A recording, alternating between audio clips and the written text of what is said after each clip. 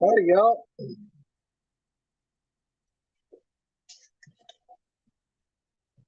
This particular Freedom Forum brought to you by Ravens Brew Coffee and Yellow Ledbetter.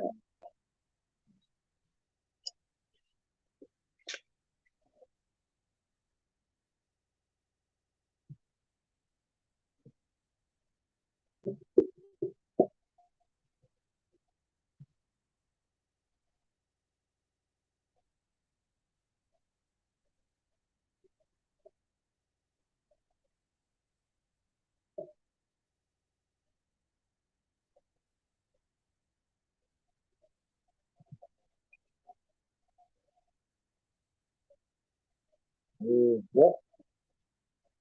Interesting how you can get this bag apart, right?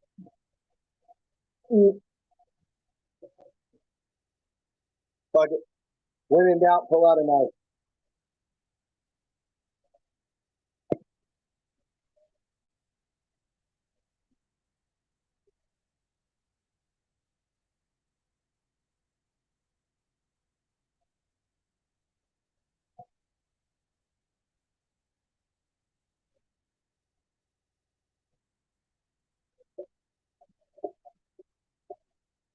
Ooh, that's the best smelling three-peckered belly gut I ever did see. Ladies and gentlemen, Ravens Brew Coffee, three-peckered belly goat. Woo!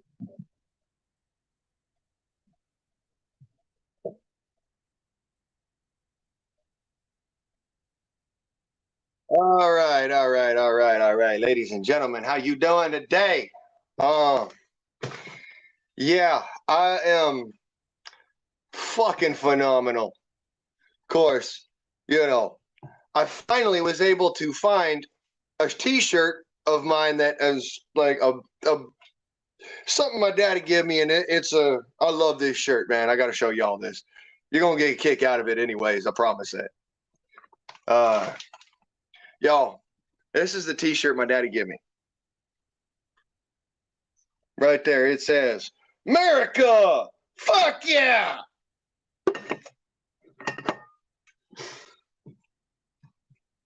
Mind you, he gave me that before he passed away, so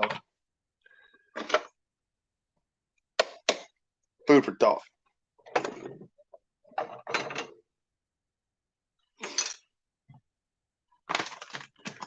All right.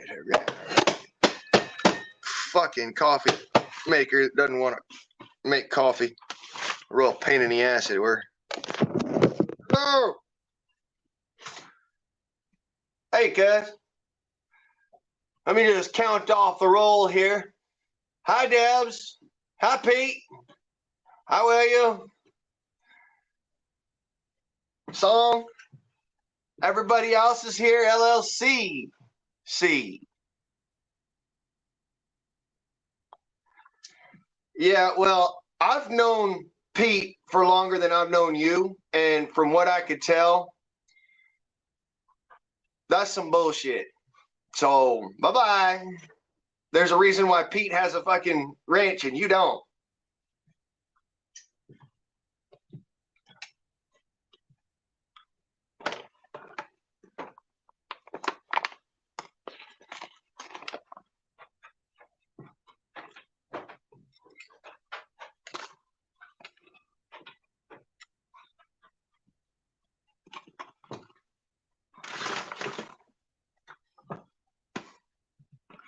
See, here, if you try to divide the community here, we ask you to divide by 0.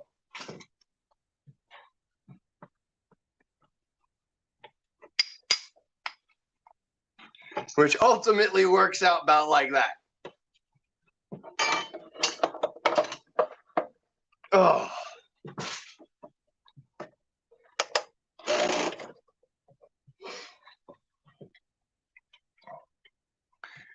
Alrighty then. I've got coffee. I woke up this morning trying to donate a lung the hard way. I don't know how or why that happened, but I'm better now.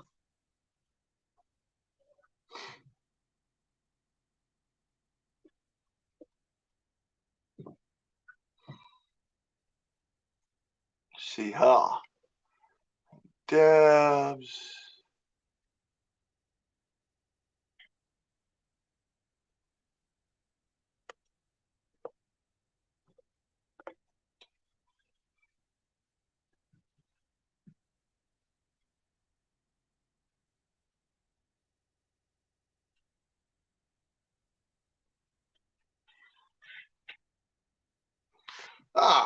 So the day is getting wonderfully warm. It's nice and sunny outside. There's no rain today. Thank God.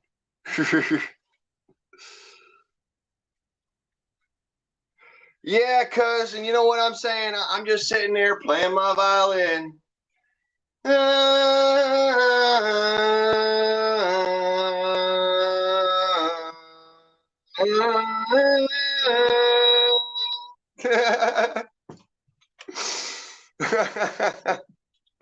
Y'all know I had to, right? You guys make a Titanic fucking a Titanic joke. I gotta sit there and I gotta annoy the fuck out of people. So there you go.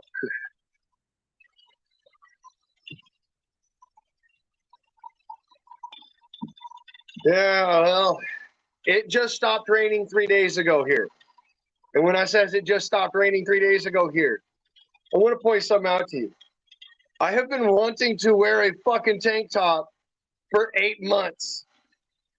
I'm at this point where I'm like, dude, if it rains anymore, I'm just gonna go out and fucking dance naked in it. That's how bad it's been. It's like it's been raining so much here that I actually had to make a special trip down to the store to go and get some whatchamacallit, fucking some of that spray, that Scotch Guard spray, to be able to spray down something that I got out back. And I'll show that to y'all in just a minute, because it was raining so freaking hard that it was actually rotting the cover on it. So I had to go buy some Scotch Guard for it. It'll trip you out, man. It's been raining here like yeah. Well, Debs, that's the same here, only add a couple of months to it. It's been nonstop rain. The only rain that we've been without was for the last 3 days. And I bullshit you not. It's like somebody just turned off the faucet, you know?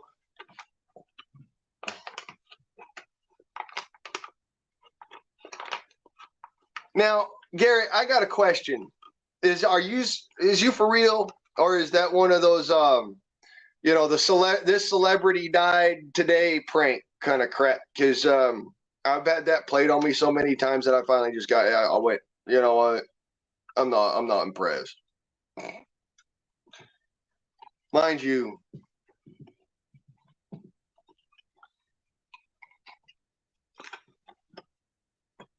yeah. What? Oh, you for real? All right. Dawn.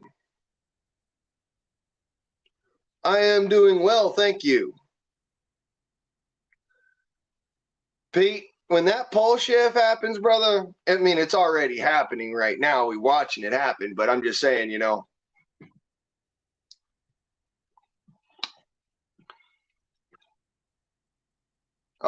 yeah, you're right. We don't really know anybody on YouTube, except I know everybody here in my comment section, except for you and like 2 other people that's been here today. I actually know them personally. We've more than just talked offline. One of the fellers there in the comment section with you happens to be my cousin. So, yeah, you may not know everybody or anybody on the YouTubes, but I do. See, I use YouTube kind of like other people use Facebook.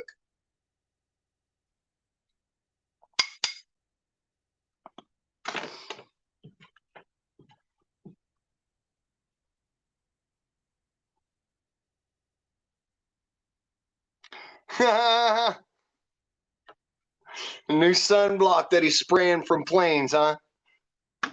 Well, you know about that Gil Bates feller. He's an R-bar kind of feller. I've got one. I got one thing for him. It's bruh. This shit from Mr. Gil Bates. This shit right here gave me a false positive in hot fucking water. So you tell me.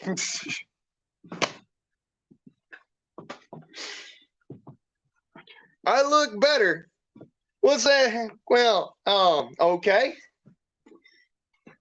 That's interesting. Didn't realize I look like crap. But hey, that's just a running joke, you know. I feel like hammered crap, so probably look a lot better than I feel. So there's that. All right. I will be opening up the Freedom Forum here in just a tick. Y'all know the rules. No porn bombing and no bullying anybody on the panel or in the chat. And everything else will and may go. I do not give a flying fuck about what you say. I do not care what you do, just so long as you ain't swinging your fucking tallywhacker out there and you ain't sitting there going and bullying the shit out of people. All right? Gandalf, good to see you, brother. Good to see you.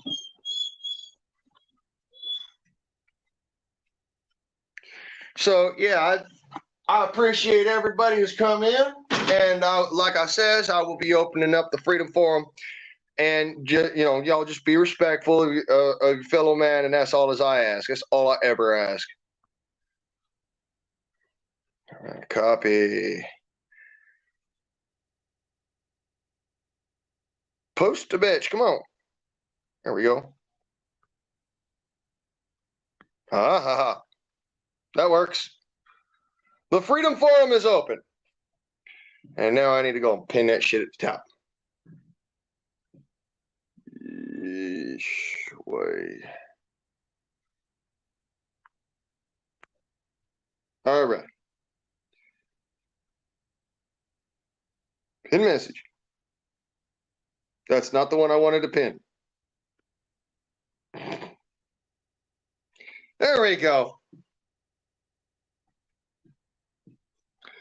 Yeah. Oh, man. There we go. Back to, and here we go. Hey, you know how it goes. If you lurking, don't be a gherkin. Hit that thumbs up. We all having a good day here. So, ooh, that's some good fucking coffee, man. If y'all didn't know, today is brought to you by my milk mustache and a 3 peckered billy goat.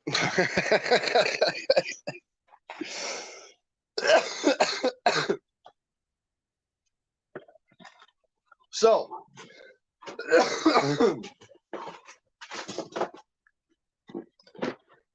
guess what I got in the mail today?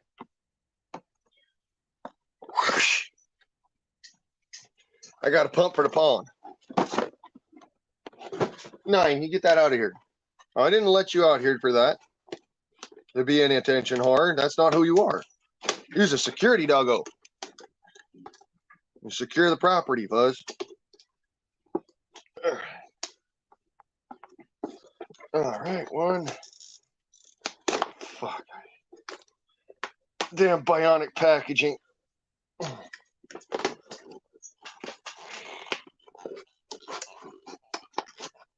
Need a special set of skills just to be able to open these things. Ah, Tetra Pond. Pump thing. This will keep the fish in my pond from dying from fucking inhaling too much sediment. Question is what size? I believe it's that one. The hose.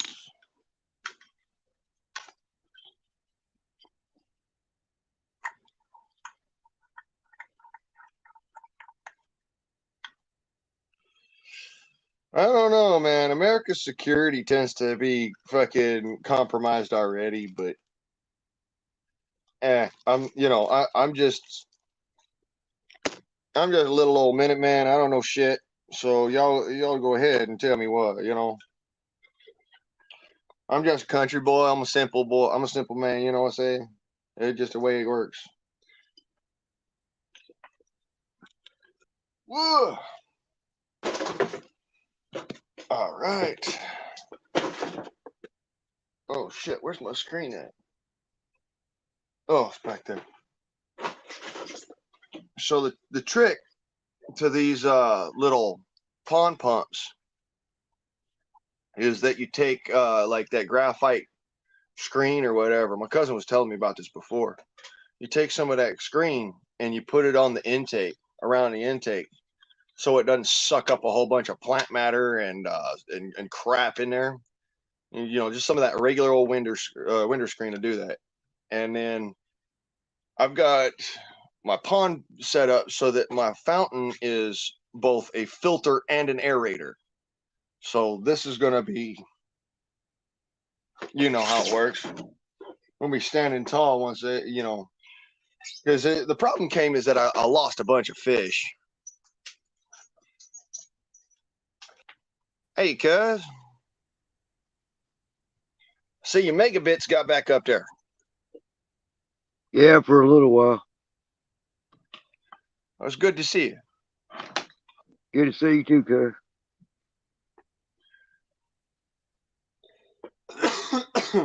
What? What, who?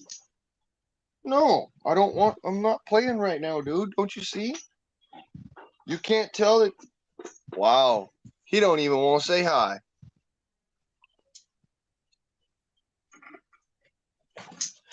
Come here, Furbutt.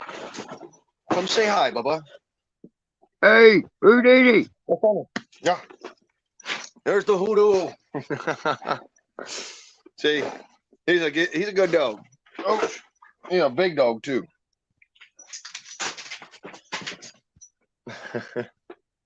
George is my friend.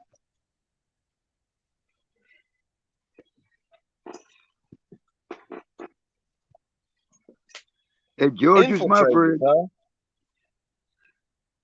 See, Don, he's about taking down them infiltrators.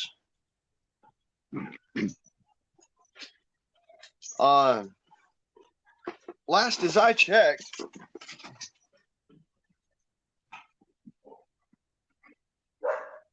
Don and LLC are the two new people in the chat here. 300's been here since I've known 300 since let's see here. Since we hung out with him in Dangerous Freedom. So yeah.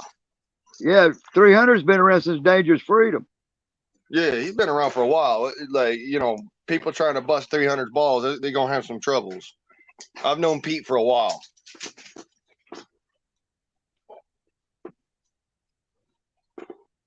Right?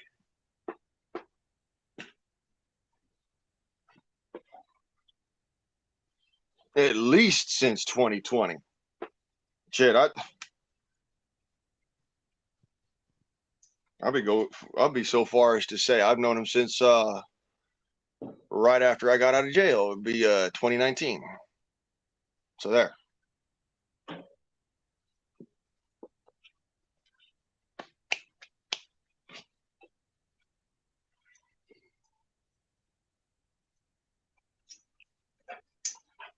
Oh. Yeah. Bad grass don't die. You're right. But that's all right. No, I don't believe it. Because I know Nikki too, and no, I don't believe it. I'd have to hear it straight from Nikki or straight from Pete. Because I'm dead serious on this. I don't believe that Pete would attack Nikki. She's too nice. And he is not a person who goes out and tries to start shit. Okay? Pete's not aggressive. No, he's not. I mean, yeah, we're martial artists, and martial artists that's just kind of the thing. But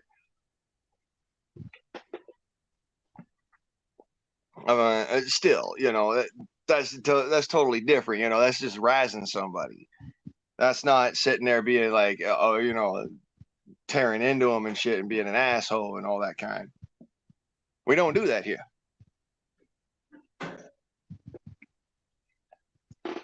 Hell, I put it this way: I am the king of trolls, and if y'all was going to troll my friends, well, you might end up just finding out how bad of an idea that is.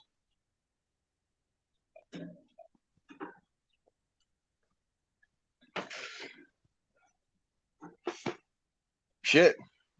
They used to call me the pit bull over on Dangerous Freedom. I was the feller that they just kept in the background like, nah, you don't need to go after him. I mean, I'm joking, but yeah, that's for real.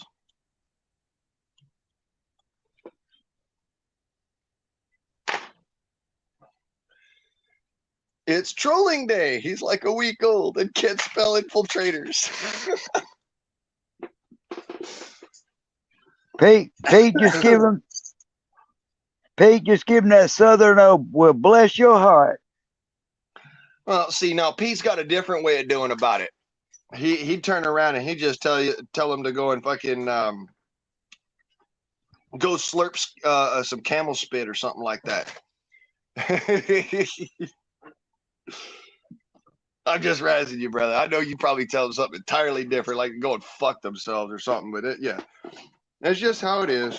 YouTube is a world of dumbassery and assholes, and we just got to get used to it, grow some thick skin, and get through. Best all thing. People are big and tough on a keyboard. I have never in my life met somebody who wants to step to me on the fucking interwebs that also wanted to step to me in real life. The ones that I've met that actually felt like step to me in real life, you will never see them on the internet ever in a million years. Guarantee it. Yeah, they're all balls on a keyboard till they're face to face. Yeah.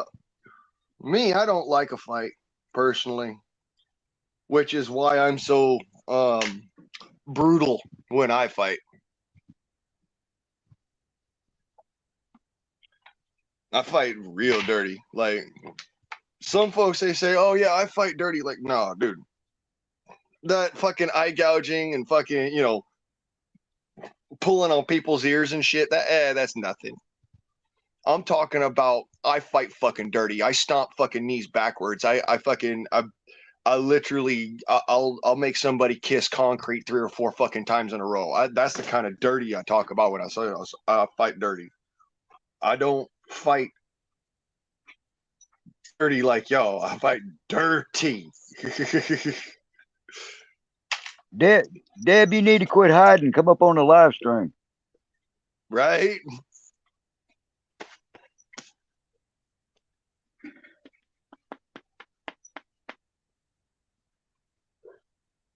Yeah, me personally, I'm a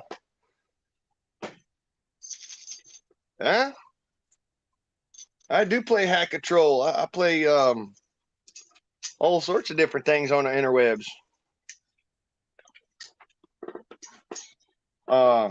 There is a particular troll, however, who was able to calm himself down enough to turn around and be respectful to me. And we have since then actually at least been able to be on amicable speaking terms, which is saying some shit. Because the man went after my brother, and for real, it's like you don't go after my brothers. Retro. It's gonna be some shit now. Shit, I got a job to do, but I'll come up. I gotta see Song's beautiful face, though. Come on, Okay. come on, you handsome I- man. Come on. I broke the mirror. Come on, man. Mine's already broken. Come on.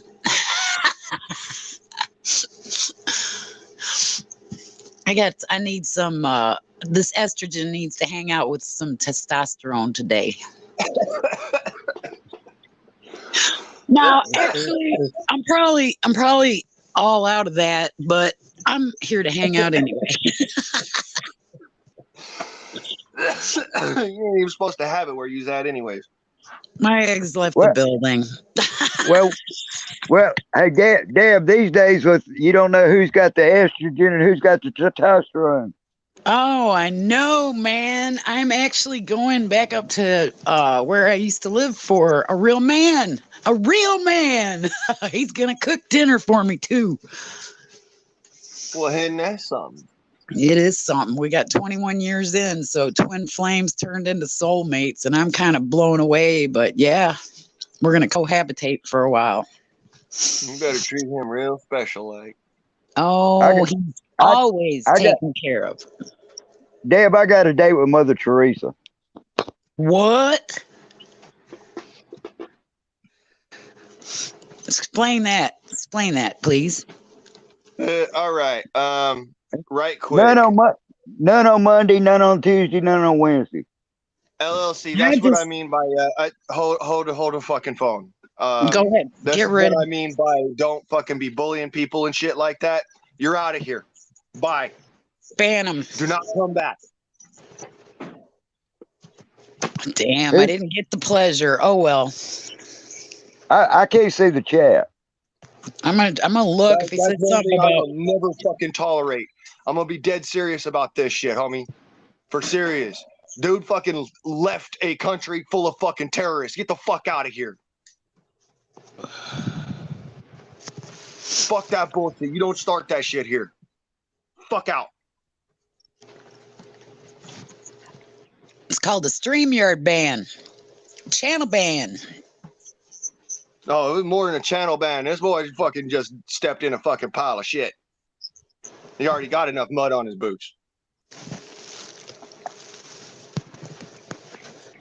T-minus 20 days till I leave. I'm so excited. It's sunny in New York. The weather has changed. The north is the south and the south is the north. I got my heater on. I'm still in South Kakalaki, Dave. Well, South Kakilaki's always like Sweat City. I'm used to it. I know, man. Y'all walk around with real dark skin, even if you want it or not. I had a friend who was bald, and man, I was like, damn. I said, you just got that from working outside a little bit? And he's like, yep. I went, whew. They call that a farmer's tan. Well, I go tanning, so I was like given a little bit of crap by the guys at Dollar General, but it was funny. Because I was like freezing and it was like 50 degrees out. And I'm like, well, when you're skinny as a rail, I said, you freeze all the time. And he goes, kind of looks like you've been picking oranges. And I said, kind of looks like I've been tanning.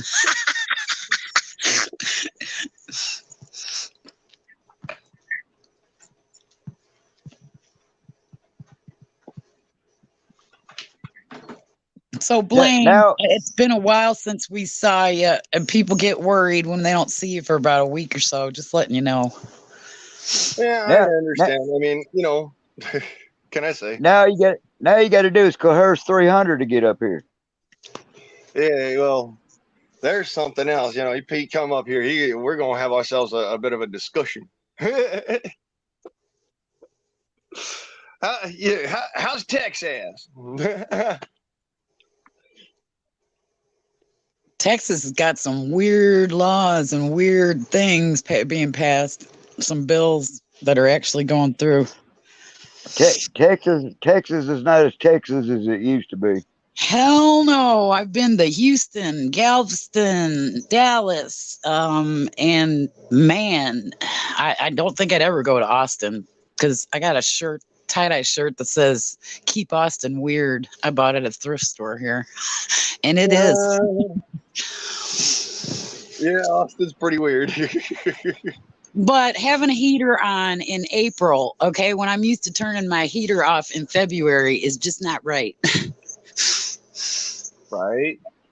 It's usually blooming. Our trees, we just got pollen in the last like week or two, and we usually start blooming. Our winter is done. December and January is our winter.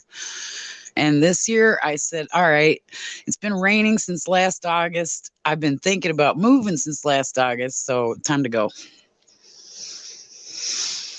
before the housing market crashes. I moved up here from down in Blythe. I'll put it this way.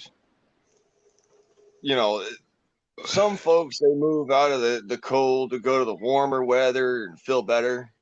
The cold kills shit. I had to move out of the freaking warmer weather to the cooler weather in order to freaking feel better. Yeah, and it's like full circle for me. Blade, you went from the sandbox to snow cones. Right? I went from being so damn hot that, Satan comes down there for a vacation. I think he stays there, Blaine. I don't think he ever leaves. No, he's at 1600 Pennsylvania Avenue. Well, he can be multiple places because he's like the king of clones. But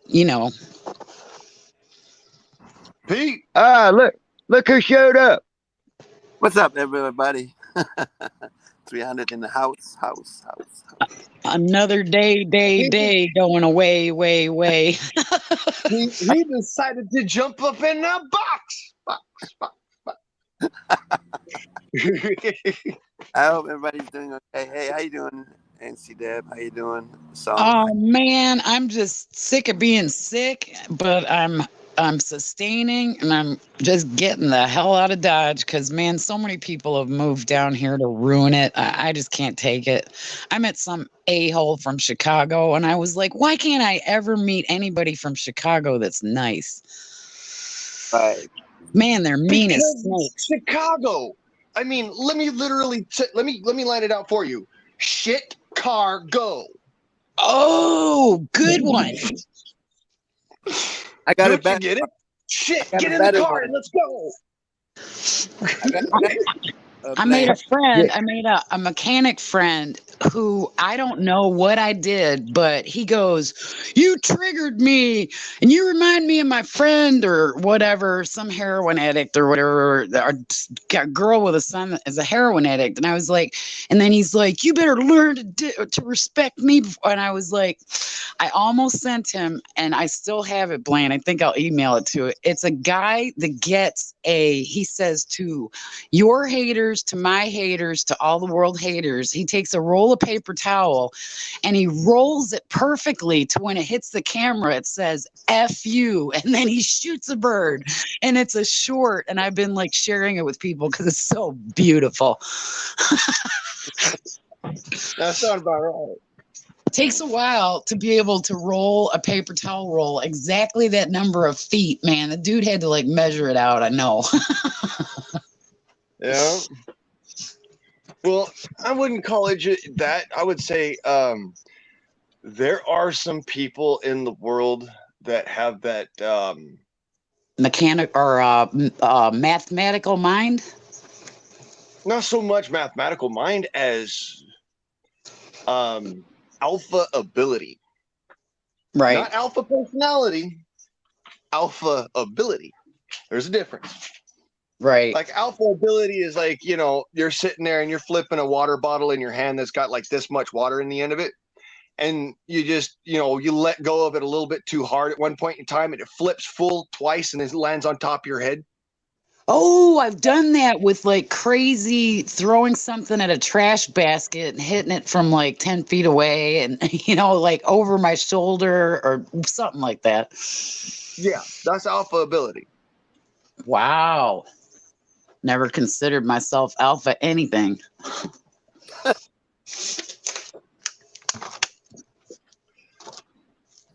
I'll take super chick. Think about it this way. You ever seen the TV show called Alphas from I think it was either A&E or Sci-Fi? No. All right. It's literally about the next step in evolution of mankind. Like there's this one guy who he could literally look at a motor, and this would be like Song's alpha ability, right? He can look at a motor and be able to tell exactly what is wrong with the motor on the inside of it without ever taking it apart.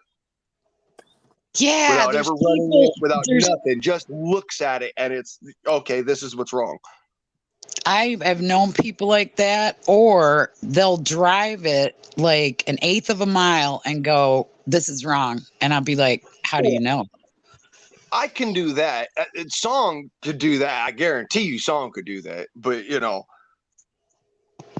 I'm just saying I could do that. That's one of those things where it's a sensory slash intuition, or I don't know what it is, but it's like a superpower. No, I'll tell you what it is, and this is very interesting and honest. It is when you have been doing something for just so long that your mind is able to pick up on minute little differences in things that would other people would otherwise say, well, how that doesn't make any sense. You can turn around and be able to say, no, I know that sound, I know that feeling, I know that vibration, I know that I can feel where it's coming from. I understand how this thing works, so I know how that I know what could be doing that sort of thing. The whatchamacallit is crossed with the fluter valve. Well, that's a southern way of putting it, but I get what Blaine is saying, that a lot of us are waking up to gifts that we have that we never knew that we had, and learning how to use them, and that's pretty cool. Well, let me put it this way. I have trained most of my life in order to be able to throw a knife really well, to be able to work on any motor that just falls in my lap, and to be able to deal with animals that most people would not be able to. Yeah, I got that one. All right. How do you get the chat to come up? I can't get the damn chat to come up. You go down to scroll down to like put your screen as high up as it goes, so that we're all at the top, and down at the bottom there's mic, cam, chat, and more. If you hit chat, you get a choice of private chat or public chat, and then you just click on it, but then you can't see all of us or our avatars. You can see just the chat, so you can leave your mic on and talk. Yeah, well, he's wanting to know how to actually type in the chat, though. On a phone that can't. I caught that he was over in private chat trying to type and say something to chat. And if you want to be able to type in the chat on YouTube, you actually have to be on YouTube. Yeah, I it cannot. Won't let you type from here. Nope, I can type in private. I'm the only one on this channel who can actually type from here on StreamYard and let it show up on YouTube. So what you're saying is, Blaine, is these cell phones are not as damn sophisticated as they make them out to be. He's saying you're screwed, but they are as smart as they make them out to be. Don't ever discount the fact that these things are so damn intelligent. They could teach your 5-year-old exactly how gender fluid they really are. Oh yeah, it's sad. That was kind of a scary thought for me. Like, whoa. Yeah, I just don't like the fact that you say the word spaghetti and your Roku hears you, and then all of a sudden Facebook has spaghetti ads on it. Oh no, there's this one that I really hate, and that is I have a lot of things around my house that are black. All right, like the chicken's cage is black. My rifle is black. I've got other things that are black around the house. I end up constantly getting all of this spiel from the interwebs of anti-racism and this and that and the other, like all these different television posts and this and that and the other, thinking I'm talking about skin tone when I'm talking about literally the fucking color black. Metal. Yeah. I mean, quite literally, the color black. I Pete, got Pete, black furniture. I got black furniture. I got black wrought iron bed. I got a black propane stove. I got, a black recliner. I got a black futon. So what? My Pete, dog is Pete, you still with us? Yeah, I'm still here. black. Sorry, we're yapping so much. The stopping.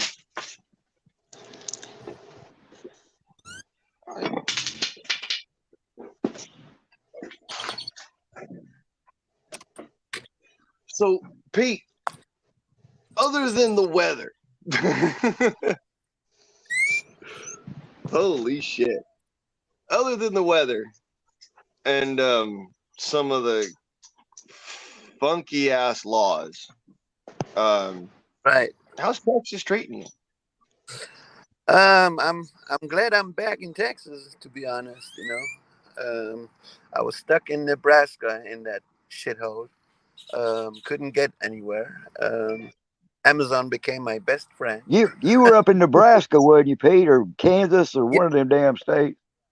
And when I moved from Amarillo, we were trying actually to go and stay on the land, but then it was this heat wave. I'm sure you guys remember that last year.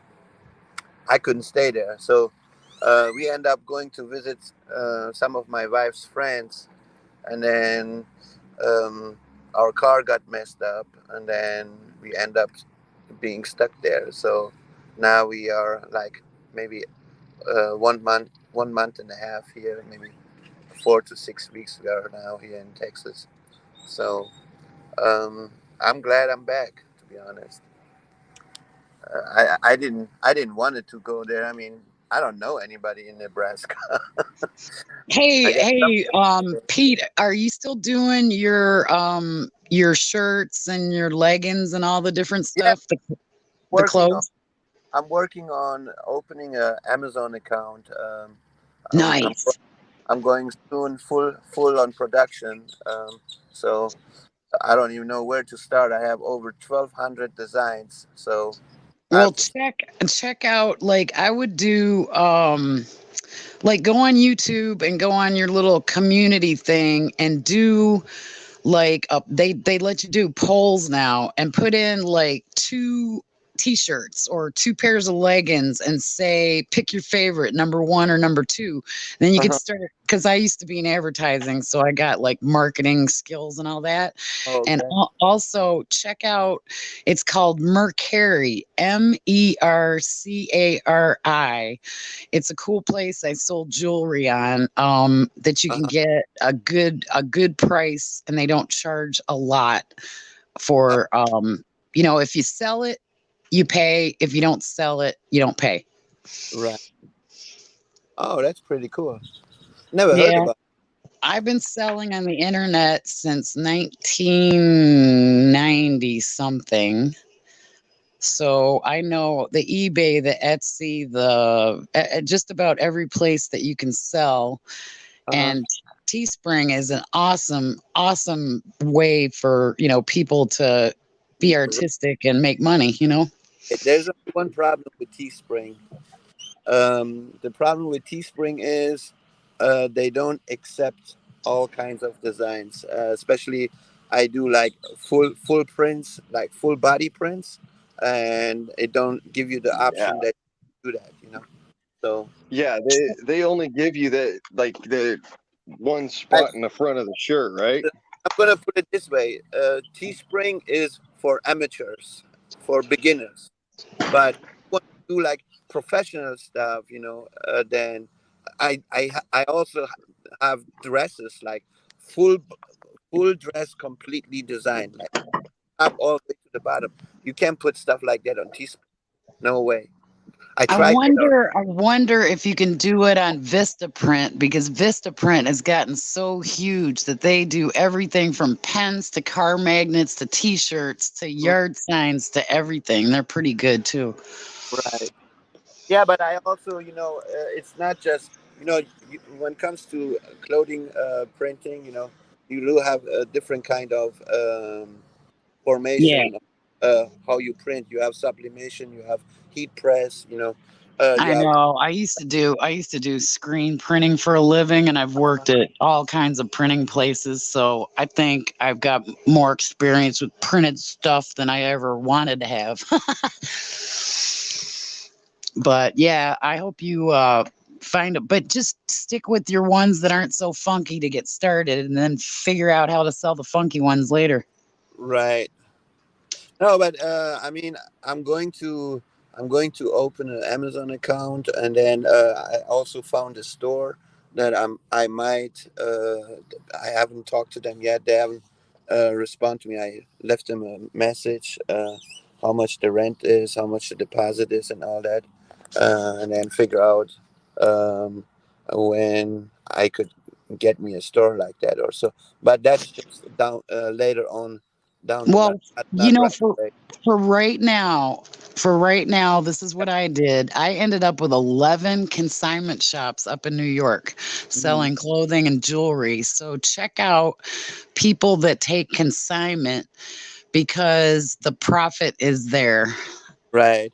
I don't know if you live in a large city or not, but we do have here swap meets, and you can rent them like for $800 a month. It's like a little a booth you can have, and you can put all your stuff Yes. there and sell them like that too. That's if you cannot afford a store or so. That's another way of making actually decent money.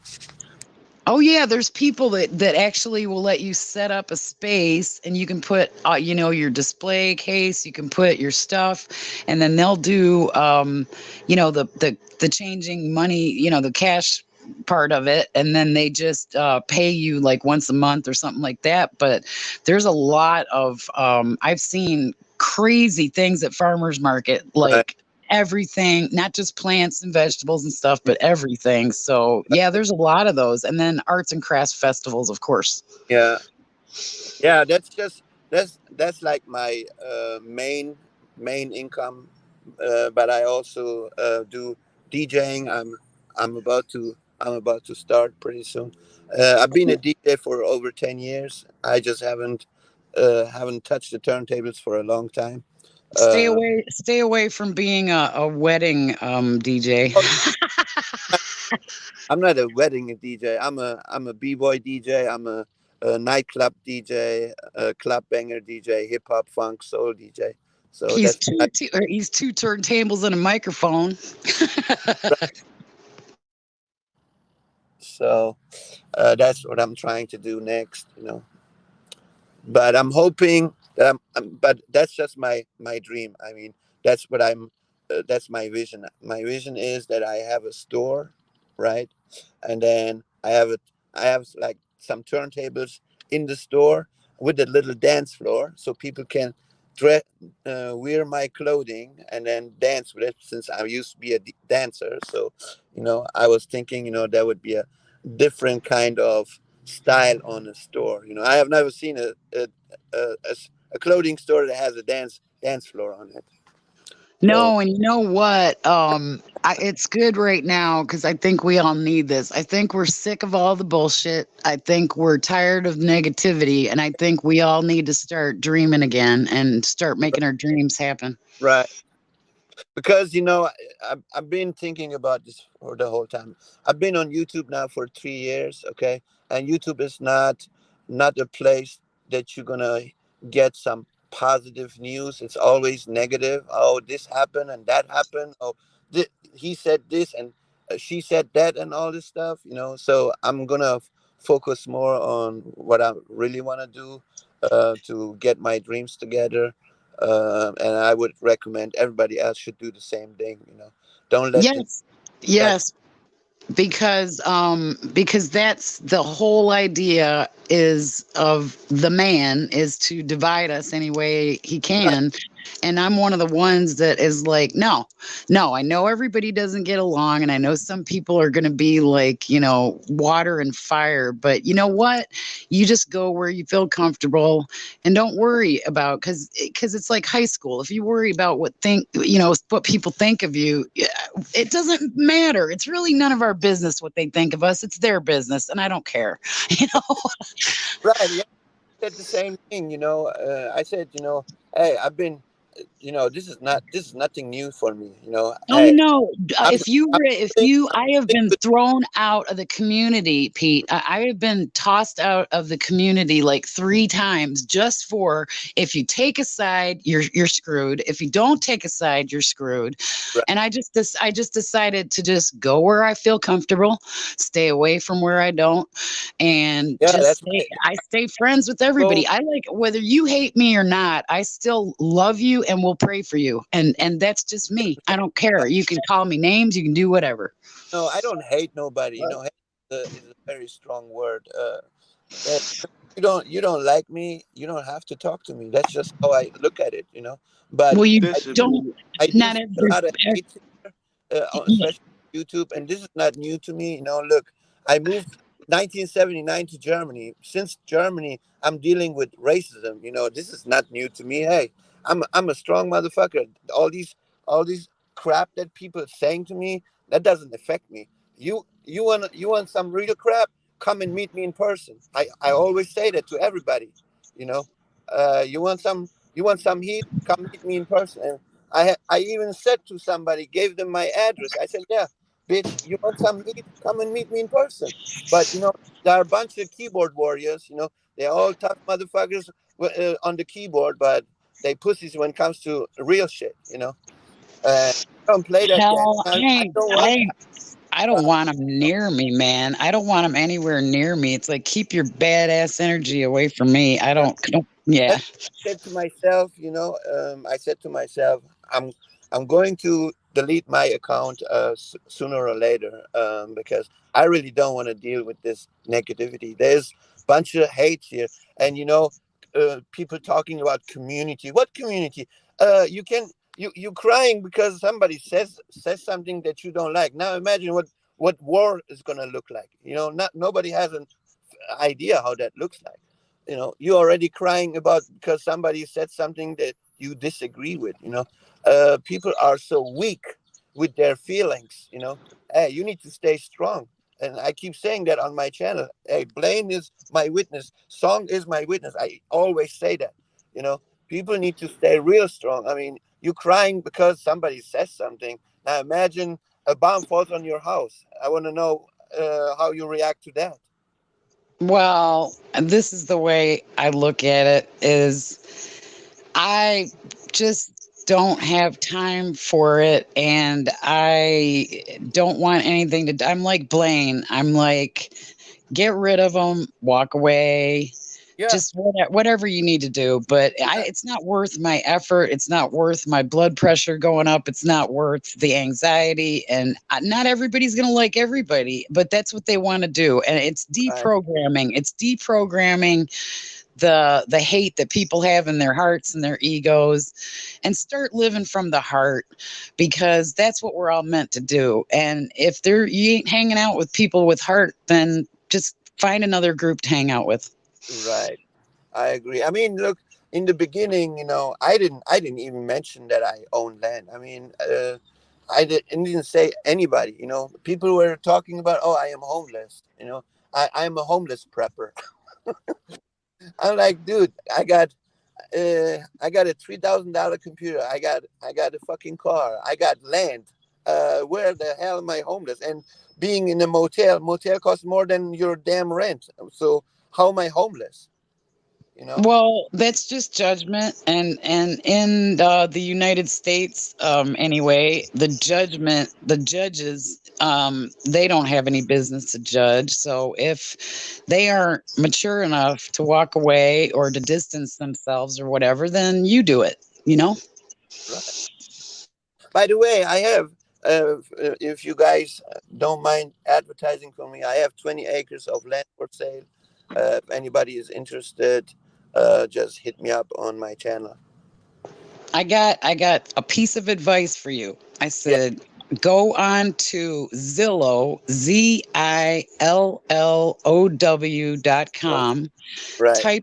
type in your address, Hmm. and then they'll give you a chance to claim the address and the property as your own. So you Uh-huh. claim it, and then you can put an ad out. I mean, you can put a listing out for that 20 acres, and people will contact you by email, and you can get a lot. I've had my first day, I had 1,800 hits and 37 saves, but I don't have time. I need to do this quickly, so I have to get a realtor, unfortunately. Oh, let me ask you this. I don't have to go on the land and take pictures of and stuff like that. Um, it would help if you did, but they can do probably Google Earth if they want to. They can Oh, go ahead and just Google it. Yeah. do you know how much they charge you for There, that service? it's free. When you claim your own property, it's free. Oh, it's free. Oh, okay. Oh, Yeah. that's pretty cool. I didn't even know Yeah. that. I told my wife, yeah, we have to go to Louisiana. I need to go buy a camera and take pictures and make even maybe a video of it or so, and then put it somewhere online on some of these land selling websites or so. But I didn't even know about that. What you just told Oh me. yeah, it's the biggest exposure that you can get for no money. Mm, yeah, I think I don't know if you listen to Prepper Nation, but he mentioned the other day, that he hear that prepping is expensive, and that's not true. So Well, and there's different classes of preppers. There are broke ones like me on a disability check that I've been at it for 2.5 years, and I've gone through some of it and all this. But there's also the serious right, ones. But I honestly, I'm more. I don't want to label people, but I'm more with the patriot community now. It depends on whether you right, can afford a slingshot or an Abrams tank. Yeah, right. I you got mean, it. uh, Both I both work. I agree and disagree with him, because you can't say it's not expensive, or you cannot say it's cheap, or it's expensive, because everybody has a different kind of lifestyle. Everybody has a different kind of you cannot say it's expensive, or you cannot say it's cheap. Now, for certain people, yeah, if they are middle class or rich people, yeah, for them it's not a big deal. It's a piece of cake. They can afford going and spending like 50,000 or $100,000 on some land or whatever. But uh, Well, the real biggest, quick, Pete, most on that correct note, is they don't Pete, afford buying land. They don't. well, on the note of poor versus rich prepping, all right, I'm gonna point something out to all y'all. The best preppers I have ever seen in my life, like these guys are, you have nothing on them and you never will until you've experienced it. They are the real deal homeless, the folks that are out there and they're living in the streets. They don't have a home, they don't have property, they don't have much of a life, they don't have a job, they don't have nothing but their survival skills. That's the Yeah. ultimate fucking prepper. And let me tell you something right now. If you think that a homeless person is going to end up, you know, dying off quickly in an SHTF situation, you got another thing coming. They are going to be the last man standing. Yeah, I get that.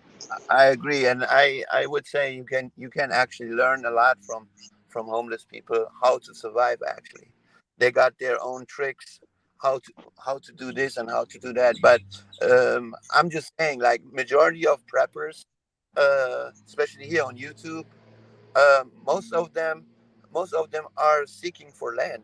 Yeah, they live in an apartment or they live in a rental place or whatever, and they've been prepping for years and they have stacked up their homes.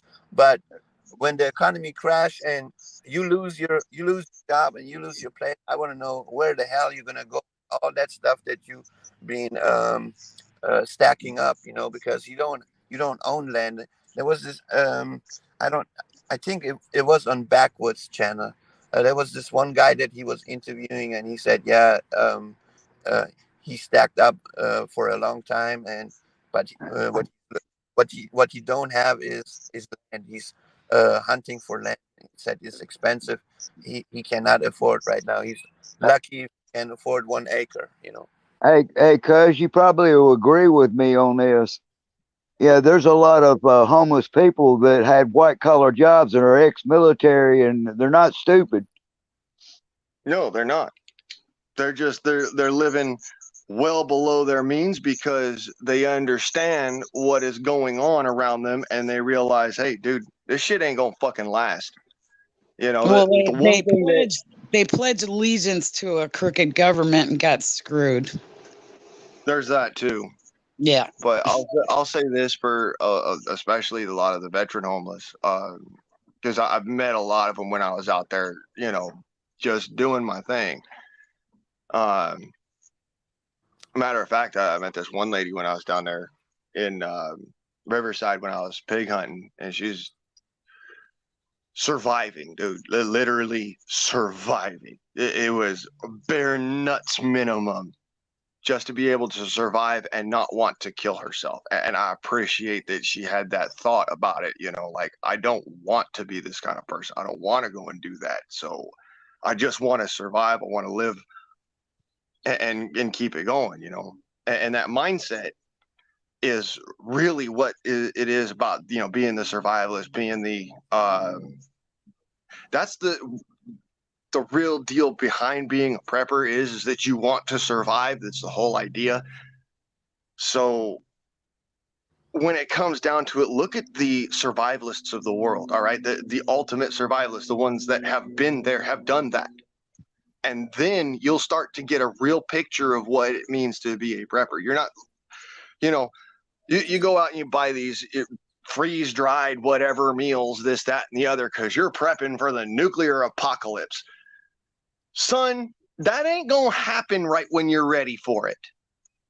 If it happens, it's going to happen either when you're not ready at all, or you think you're ready, but you're not going to be ready. Nobody's ready for that shit.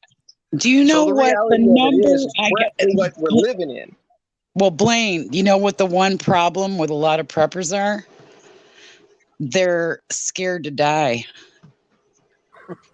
Well, that's the number one. If you're not mentally prepared and you are scared to die, what good is it? Oh my God. You make me laugh. True. It's Yes. true. If you're afraid of dying, then let me point something else out to you. If you're afraid of dying, you are more likely in that moment to end up getting hurt, to end up getting into a situation that could cause your death. Yep. That's right. It says, you cannot be afraid of it, but you have to be mentally clear when you're in that type of situation. When you're in the, a real survival situation, you have to be mentally clear. Now, It's more important than anything else. Your brain, your mind is your weapon. Everything the fuck else is a tool. Your brain is the weapon. That's right, cuz when you break into my house to steal my shit, you're gonna have a come to Jesus moment. Right? I saw a Southern woman. You're gonna meet my weapons and you're gonna meet my tools. Well, there was a Southern lady. It's a TikTok that's going around, and she said, "This is what she said." There was a guy with a mask on, and he said, What would you do if I came to rob your house?" And when he lifted his mask off, he had like I Oh swear to yeah, God. she called him She called them Skittles. Skittles. Yeah, she called them Skittles. I posted that and I'm laughing and I'm like, that is the South. Bless your heart. You know, I'll put a bullet in you and you'll go see Jesus. She but said pit bulls and pew pews is what she said they use. I want to Yeah. say what Black just said, but I think when you have seen the death, then you ain't scared of dying. I've been in coma. I've been shot. My house got bombed. I lost my brother. I lost my country. Hey, I ain't scared of nothing. I could have been already dead in my own country. Well, That's the I'm way I. scared. I'm scared of dying alone. And I had the final thing when I was looking out the window about a month ago and I was drinking my coffee. And all of a sudden, I saw the coroner come and pick up my neighbor and she died alone. And I went, that's my final sign. That's it. I am scared of dying alone. I'm not scared of dying. I'm scared of dying alone. Right. Hey, Well, that's like it something comes crazy. back Okay, to but can you imagine? everyone is Can you? Can everyone you? dies alone. All right, that's No, the I reality of it. understand. No, I understand. Everybody dies alone. But Look, my it's good to dad have a died partner. with my entire family around him. All right, I'm gonna point this out to you. My dad died with his entire family around him.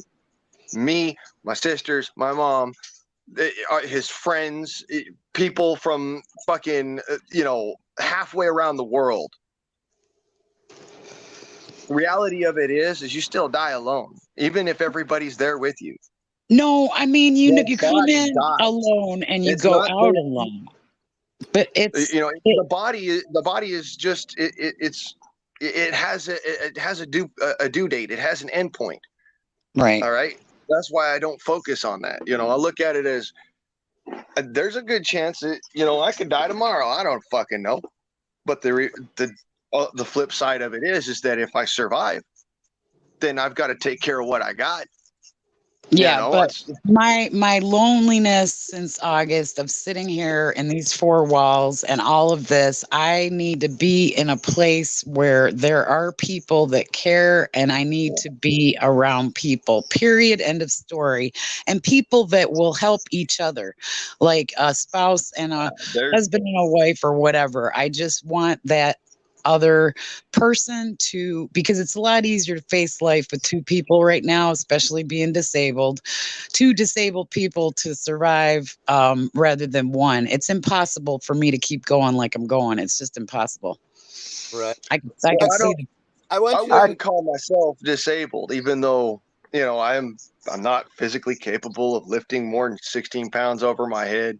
You know, because of what happened to my core. My arms can handle it. My core can't. right. Blaine will Well, be I just say the disability check then. Let's just say we can't live off the disability check. Blaine, I, Blaine will be oh, hunting rats. Blaine will be hunting rats on his way out. God. Hey, let me ask you this question very quick. So imagine, okay, it's just a fantasy question, okay? Imagine you wake up tomorrow and you are the only survivor. How long would you think you're going to survive? Oh shit! if I'm the I'd be pissed I was surviving. That's why I would be mad I didn't go too. That's what I would feel. That if I was Pete, that would suck. Yeah, and you know what? At that moment, trust me, you would wish you had somebody because right now you say, "Oh, you better stay away from me. I don't trust you." Right? Well, that's You yeah. just wish you because had of human somebody you could nature. talk to. Imagine you are the only human being on the whole planet. You're the only one. There's nobody else. There are only animals and you. That's it.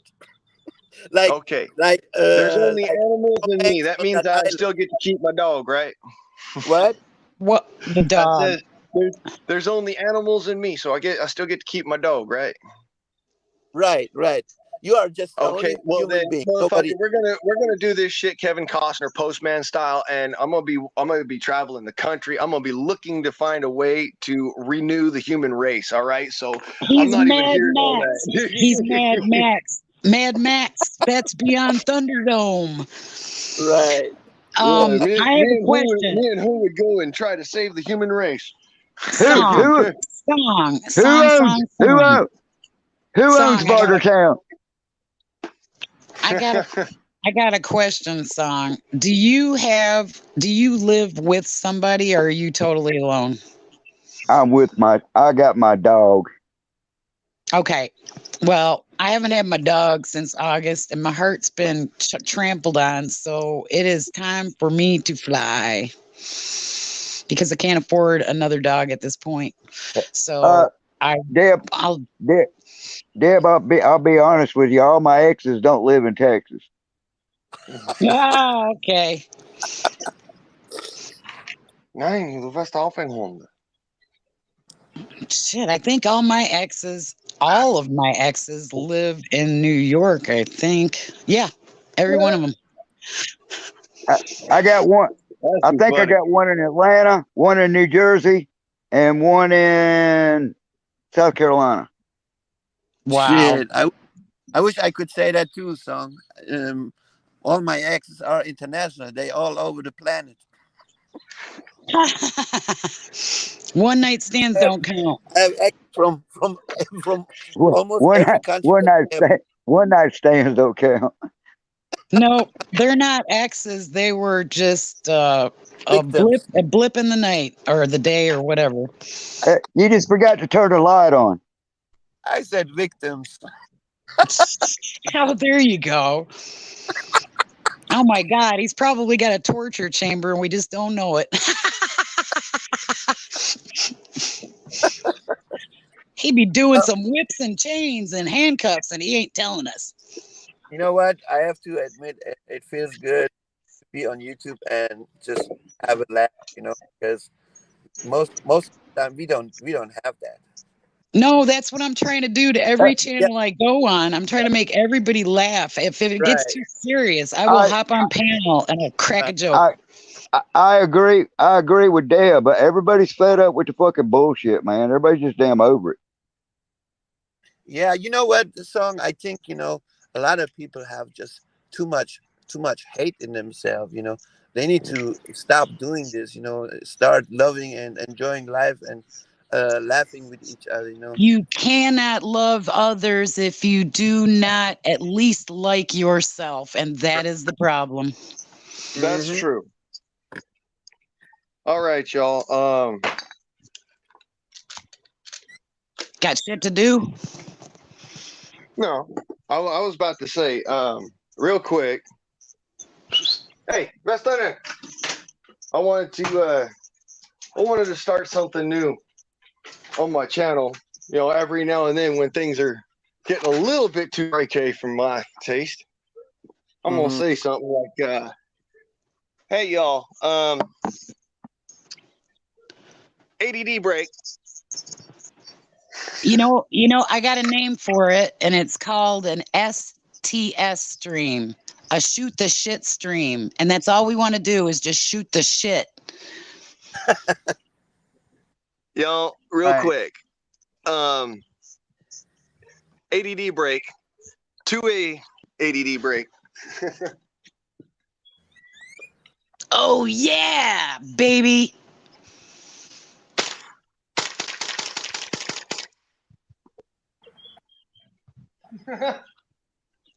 Hell yeah. I feel better. You better watch out that squirrel to shit in his pants.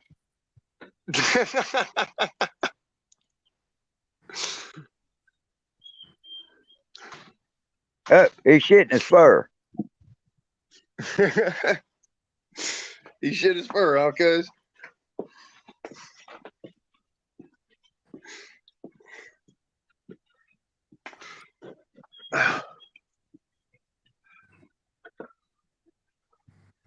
So Pete, you up See, around see you where later, around Cass. it? You're up around near Fort Worth. Yeah, I'm in Dallas. Oh, okay. Yeah, my old man lives south of you down there towards Waco, Natchitoches area. Oh, okay. Yeah, Wa- I'm back. Waco, Three. Texas. Oh, okay. Yeah, I'm just 3.5 hours away from my land. So it's not that far from here.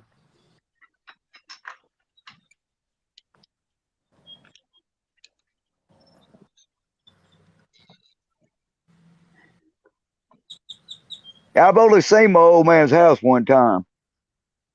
Mm. He lives out in the damn sticks out there somewhere. Oh. Have you been in Texas before? Oh yeah, most of my family's buried in Texas. Oh, okay. Oh yeah, I think I remember you said that once to me. Yeah. Getting old. We're all getting old, Pete. Right. Pete, do you know where Carrollton is? Right outside of Dallas. Oh yeah, that's where I eat Persian food. Okay, well that is where my brother lived, and I went there from like age 12 to like 18 or 19. But I know Carrollton well. I know Love Field in Dallas. Oh, okay. I like Dallas. Yeah, I like that as I, better than. I've got a lot of my kin is buried in Oklahoma also. Mm, right. Yeah, I came here with the age of 34. So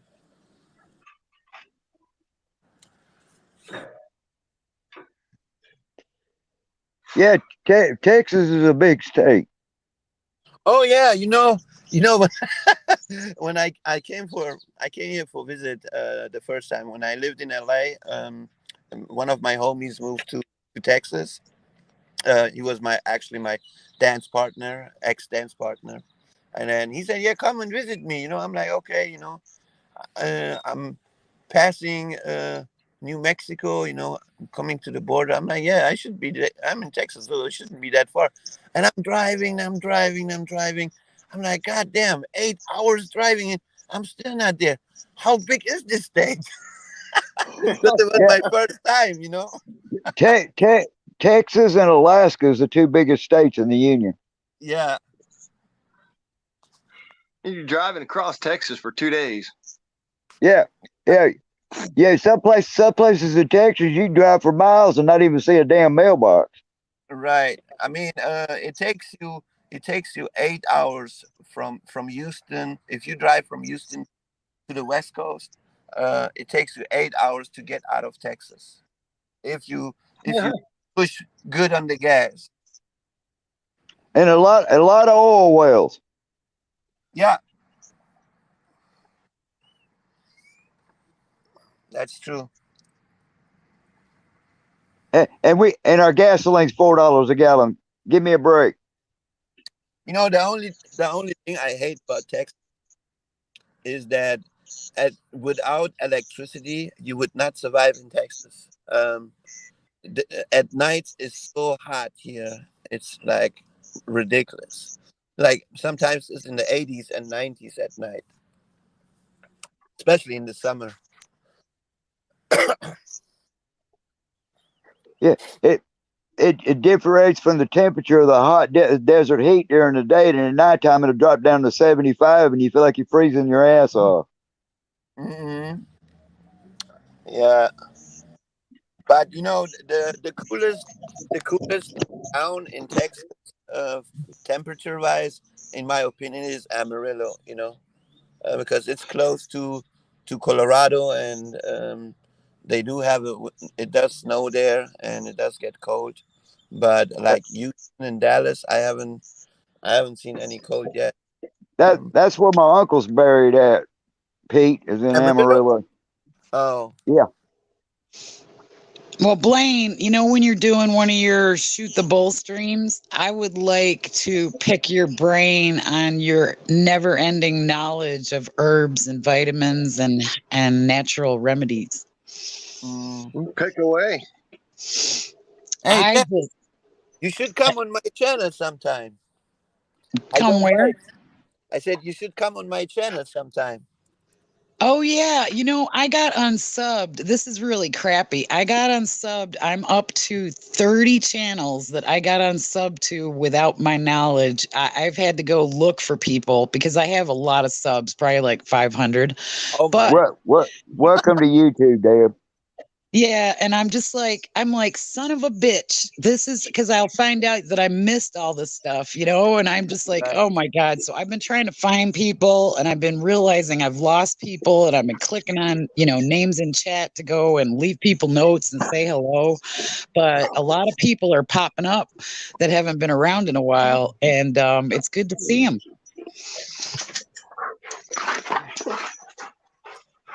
Watch him teeth for butt. My dog's Even going nuts. even Yorga. I mean, you did you Blaine, did you know that Yorga is now doing lives? He's freaking hysterical. I was over there on Yorga's channel the other day. Cool. I don't even know who that is. I don't Count even. Yorga from we know him from Dangerous Freedom. Oh, okay. Yeah, I think he's called Stingray 1975 in chat. That's what you'd recognize him as. Oh, did you guys see on my channel? I dropped the dangerous dance. Oh yeah, I love that shit. That was so cool. Yeah, I'm glad I saved that. I saved when he announced he was going to do the late night show. I have that on one of my playlists on my channel because he was so sincere and he says we're going to change it up a little bit and we're going to start having a late night stream, and this was the beginning of something beautiful. Right. I do miss him, man. He was a really nice guy. He is the only one that I know that, I mean, he was like Johnny Carson. He could get through anything. Right.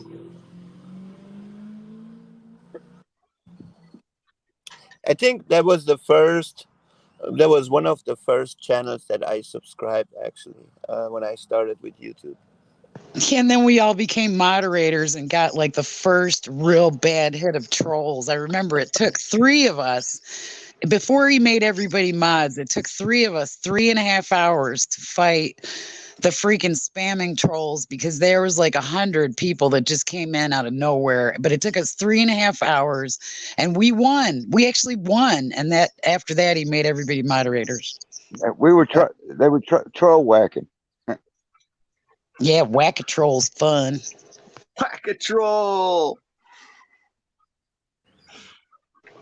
It's kind of like whack-a-mole, but it's more fun. Well, I got a special hammer for whacking moles. Oh, don't go there or you'll run me off your panel. Don't start talking about that shit. You know me, I'm a wimp. Oh, Oh, stop it. You know what? I took one of those in between a fence post and my finger, my pointing finger. That felt really bad. Yeah. Hey, you need to do it again, Dad, because we didn't get to see it. No, thank you. I've got a nail that's bent for the rest of my life because of it. Hey, that looks like a good thing to do. I think I'm going to do that too. What? Hit your finger with a sledgehammer? No, smoke something that would help me if I did. Deb, this right here, this is Mjolnir. This is my forging hammer. I would never use this to hit a mole. I would never use this to hit myself. Okay. I do have that health question or that question, pick your brain. I just found out and I'm still looking because I've got so many leaves in my yard that I probably don't have any, but I'm still looking for mullein and I'm not about to go drive around and walk through the woods or fields to find it. But I heard you could smoke it and it actually helps your lungs. I wouldn't test that theory because of one thing. Mullein has it's a natural anesthetic. And when you breathe in anesthetics versus, having it taken intravenously, or for that matter, having it be like a local anesthetic, a skin absorbed, they can be really potent and extremely dangerous. That's why they stopped using chloroform. Okay. Because okay. When you say inhale, it's actually a different thing for when you inhale than when it goes intravenously or when it just goes into your skin. Okay. intravenously, of course, the doctor's sitting there. He's also got the other drugs to counteract it. He's being very careful about it. He's watching your levels and all that. When you're talking moline, you're talking about, you're breathing it in. That's like chloroform. Chloroform can actually kill you if you have too much, just like a lot of anesthetics that if you breathe them in, they can kill you if you have I too much. didn't You don't know what realize the it was an dosages is. is the when you take it by mouth, like as a pill or in a tea or whatever, is it still an anesthetic? Yes, it's an anesthetic analgesic. So what it So can do is it can clean out your innards. All right, it'll get rid of all the nasty stuff in your insides if you take a small enough dose of it. But if you right. take a large enough dose of it, it'll act as a laxative and flush you completely really quickly. Okay, because I Okay, this is felt why I'm talking to like when I was mulling has taking been used for thousands of years in order to kill fish. All right, well, that's this why is I'm my saying don't breathe it in. okay. No, I'm talking about taking it like orally, and when I was taking it for about 2 or 3 months, I noticed that I mellowed out. Well, yeah, it does have a calming, soothing effect. All right. And that's Nice. like I said, it's an anesthetic. All anesthetics have a calming, soothing effect. Yeah, but I quit my prescription. I was taking like 1/3 of my prescription for it for anxiety. Now, yeah, I've heard that people who have like asthma or something, they'll take mullein and use it in a vaporizer and vaporize it and use Nebulize or that to whatever. keep it. Yeah. Yeah, like a nebulizer, but a little bit stronger than a nebulizer because in order to get the chemicals off the mullein, it can't just be like uh, the electrified water mist. It actually has to be steam, Cause a steam vapor. I just took one little caplet a day of the natural, leaf in the tablet and or in the capsule. And I took one a day, and I had been taking Mucinex for like 25 years, and it worked better Well, than Mucinex. that's different. All right, the natural leaf in the capsule is you're not talking about a concentrate of any kind, Right. and you're taking it orally, and it's a one dose. A It's a day. specific dose that your body can actually acclimatize to. So, probably the first day you felt kind of weird, you felt funny and whatnot, but then, after taking it for a few days, it was like nothing. Um, I didn't feel a thing, but as I look back on it, as to what I've done through this whole process of, like mucus in the lungs and this and that and the other thing. And I just realized that I need to get some of the stuff because it was working. And now there's my answer. It was working to calm me down too. And I'm so high strung that I don't notice that I'm calmed down. I kind of notice that I'm normal. It never wipes me out to the point where I'm like in a coma state or something, but it brings me down to where I need to be at that midline kind of, place. yeah. Well, again, that's down to dosage. All right. Specifically down to dosage. You're taking a minimal amount of it. Mullein is actually a very strong plant. The chemicals that are in it, like I said, have been used for thousands of years by Native Americans to kill fish in order to, well, not kill them, but to incapacitate them so they could just walk down and pick them up out of the That's what I water. heard, that if you threw it in the water, that the fish would just like go belly up and get all messed up. Yeah, it's actually unless you are from a specific Native American tribe, and I believe it's the Northwest, but I could be wrong. Utilizing mullein for fishing is a crime, and it's punishable just like poaching. Well, it should be, because we don't need to be dumping anything else in the water. Oh my God.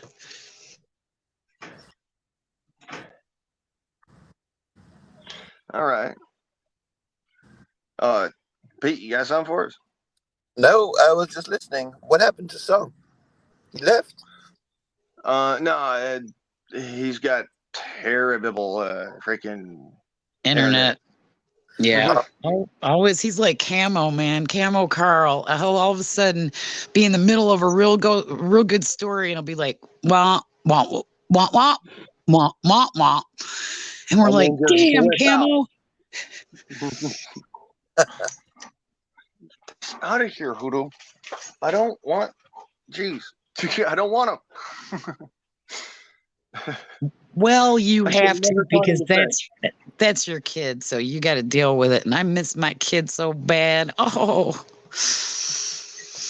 Should have never taught him fetch. no, But then that's I'd have to do something in order to keep him busy. yes. He's Ow. cool. He's a cool dog. Dude, Blake, you did you still have a chin after that? You just rammed your chin into my hammer. Blaine, did you see that video where I was recording those cow bones that the bear killed? I think so, yeah. After that video, after I showed those bones and said that the bear killed those cows, I said, yeah, if you still wanna hang out with 300, you're welcome to come on over the weekend here. But nobody agreed to come over. I guess they got scared Yeah. from the bear. Bears are scary. Don't get me wrong. I get them that they walk, right up to the back fence nowadays. But I had one in the backyard when Houdini was just a little baby puppy, Uh-huh. and yeah, it'd make you be talking like Mickey Mouse for a couple of days afterwards. I'll Right. put it that way. Your Right. balls will shrivel up into your throat when you are staring down a bear face to face, and all you got is a 50 cal air gun. Right.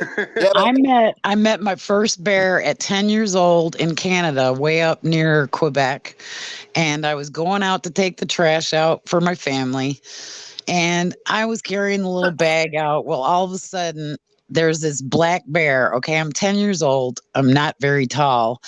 I looked at the bear. He looked at me. The bag went straight up and left him a plethora, a buffet. And I ran back to the house screaming. And that was the only time I ever went face to face with a bear. No balls, but my stomach, my throat was in my stomach. I was about to shit. Yeah. no, the I know the first feeling. time I met the bear was when my wife introduced me to the land. So we were sleeping in the trailer, no lights, no bug out bag, no weapons, no nothing, not even a damn knife. And then we trying to sleep, and it was pitch black, and then suddenly the trailer starts shaking. I'm like, what the heck? She's like, oh, that's the bear. I'm like, bear? She's like, yeah. And I'm looking out of the window, and the bear is looking out of the window. He's just staring at me. I'm like, holy shit. I'm like, you know what? I'm back. I'm going back. Let's go. I'm not staying tonight here. So that is the only time I seen the bear in front of me. But I think there are multiple bears there. Since that's huge land that we got over there. I don't think it's just one. No, it wouldn't be just one. I Yeah. mean, I know of at least two bears that walk through in the middle of the night, and I'll be sitting out here like Song was saying. I'll be sitting out here watching my chickens, making sure that the rats ain't getting to them, Right. and I'll hear this. I'm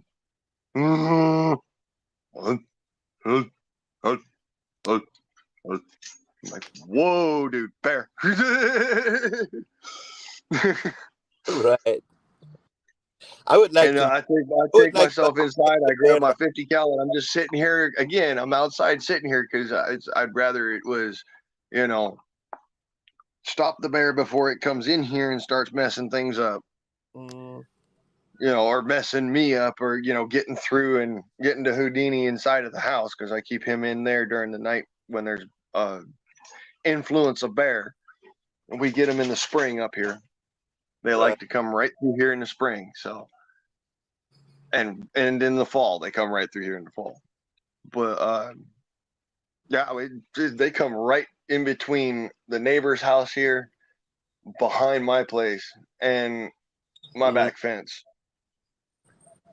And we're talking bears that they're tall enough that on all fours you can see the top of their back over the top of the fence at night. The big old black bears. All you need is like a flashlight or whatever. You can see that thing walking past the back fence. Man, have you ever seen? I saw at a sporting goods store, I saw a stuffed Kodiak bear. Oh my Lord. Kodiaks are like 1,500 to 2,000 pounds, like minimum. Damn. And it was standing about, oh, it had to be standing about maybe 10 to 12 feet tall. And I was like, holy crap, I didn't know there was anything on earth that size. Down in California, our black bears were like 6, maybe 700 pounds.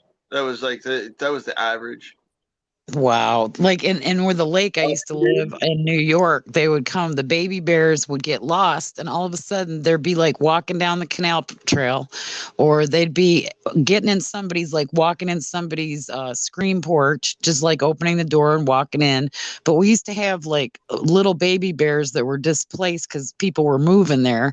And, we protected them, and people let them do what they needed to do. And we watched them swim in the lake. And yeah, I mean, bears are okay. Just don't want to be face to face. That's all. So, so if you raise a baby bear, you think they're gonna become your friends like dogs do, or you don't think they're Um, I capable of? well, think they can. there's been documented evidence that that's possible. Um, Bears are like they have a different mindset, so you have to know how to deal with the bear. Uh, I mean, it's not like look. Wojciech was the one of those one-offs. We'll just say that the war bear, that was a one-off. mm, But things like bears like Bruno and what was that other stage bear's name? Uh, I don't know, but I heard that wolves are good pets and they don't bark. yeah, I had there one. was Bruno and Coco, and those two bears that they were domesticated. They were they were lovers of people, but then I think it was like we're in it like 1997, 98 when that feller he was sitting there, he was taking care of Bruno, and Bruno just turned and literally ripped him apart. Yeah, So like I I said, had a, I had bears. wolves, but they don't stay. They don't stay with you. They have their own instinct.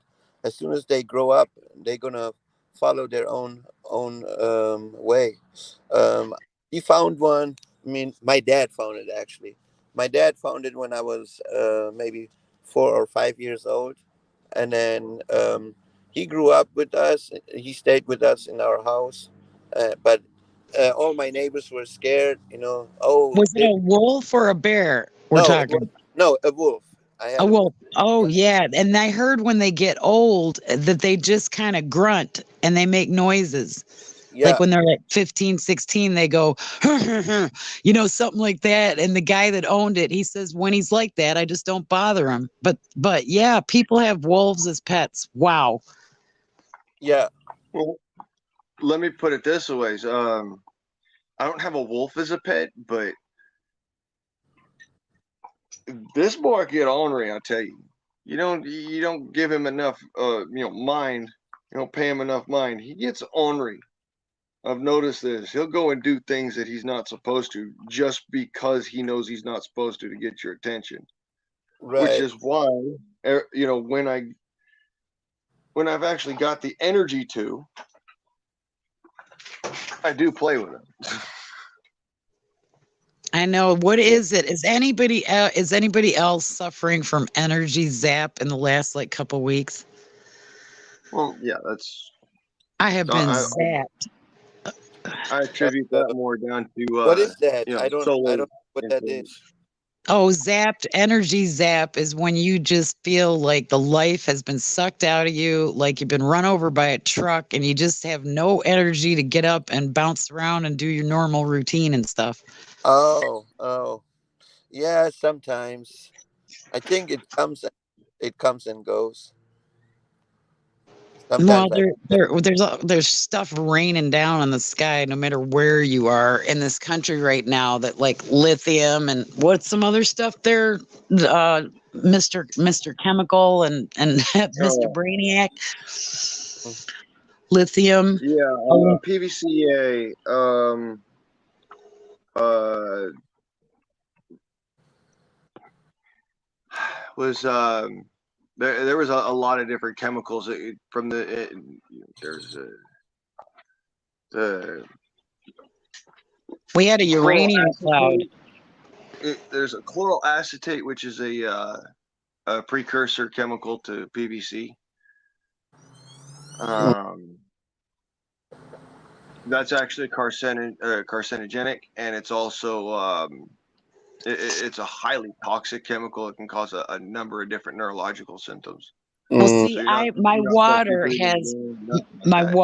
my water has PVC coming out of it, Blaine. This is why I'm like I got to be real careful about taking showers. I got to be real careful about my eyes, my ears, my nose. I've got to just be real careful, and I'm sick Look, and tired of it. mm, PVC pipe, all right, like the polyvinyl chloride pipe. Once it's Yeah, in that form, it yeah, is completely safe. It is completely. There's no chemical leach from it. Okay, and I know this for actual. I've really. done the test. I looked at it. All right, PVC doesn't leach, but Don't the drink it. precursor chemicals to PVC before it gets dried out and made into its form and shape. Pellets in the pellet form. My Yeah, ex-husband used to the work there, and he'd precursor, come home.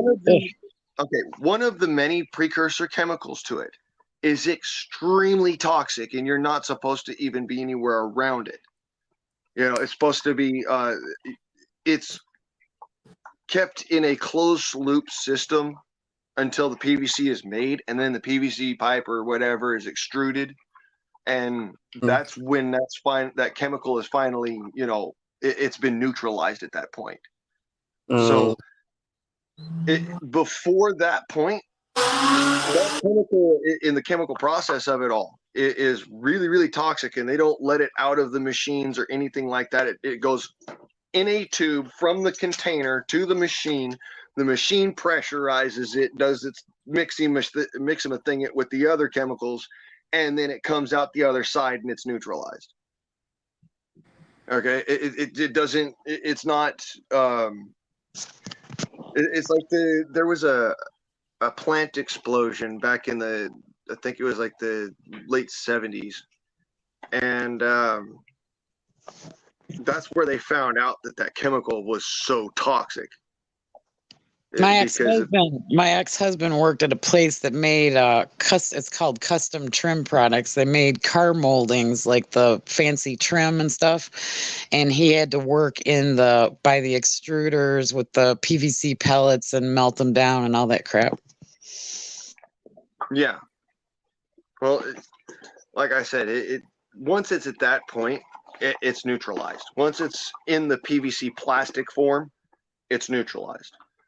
But before it's in the PVC plastic uh, form, when it's still, a couple of liquid chemicals and one powder, okay, it is extremely fucking toxic as one of those chemicals. There's another one that's not so toxic, and then there's one that'll melt your face off. So, it's a matter of you do not want these chemicals to be out in the open. Well, what are the causes of powder in your water source? A powdery Powder, residue. a powdery, that's just chlorine. They use Oh, that to treat the water so that you don't get parasites and bacterial thrush.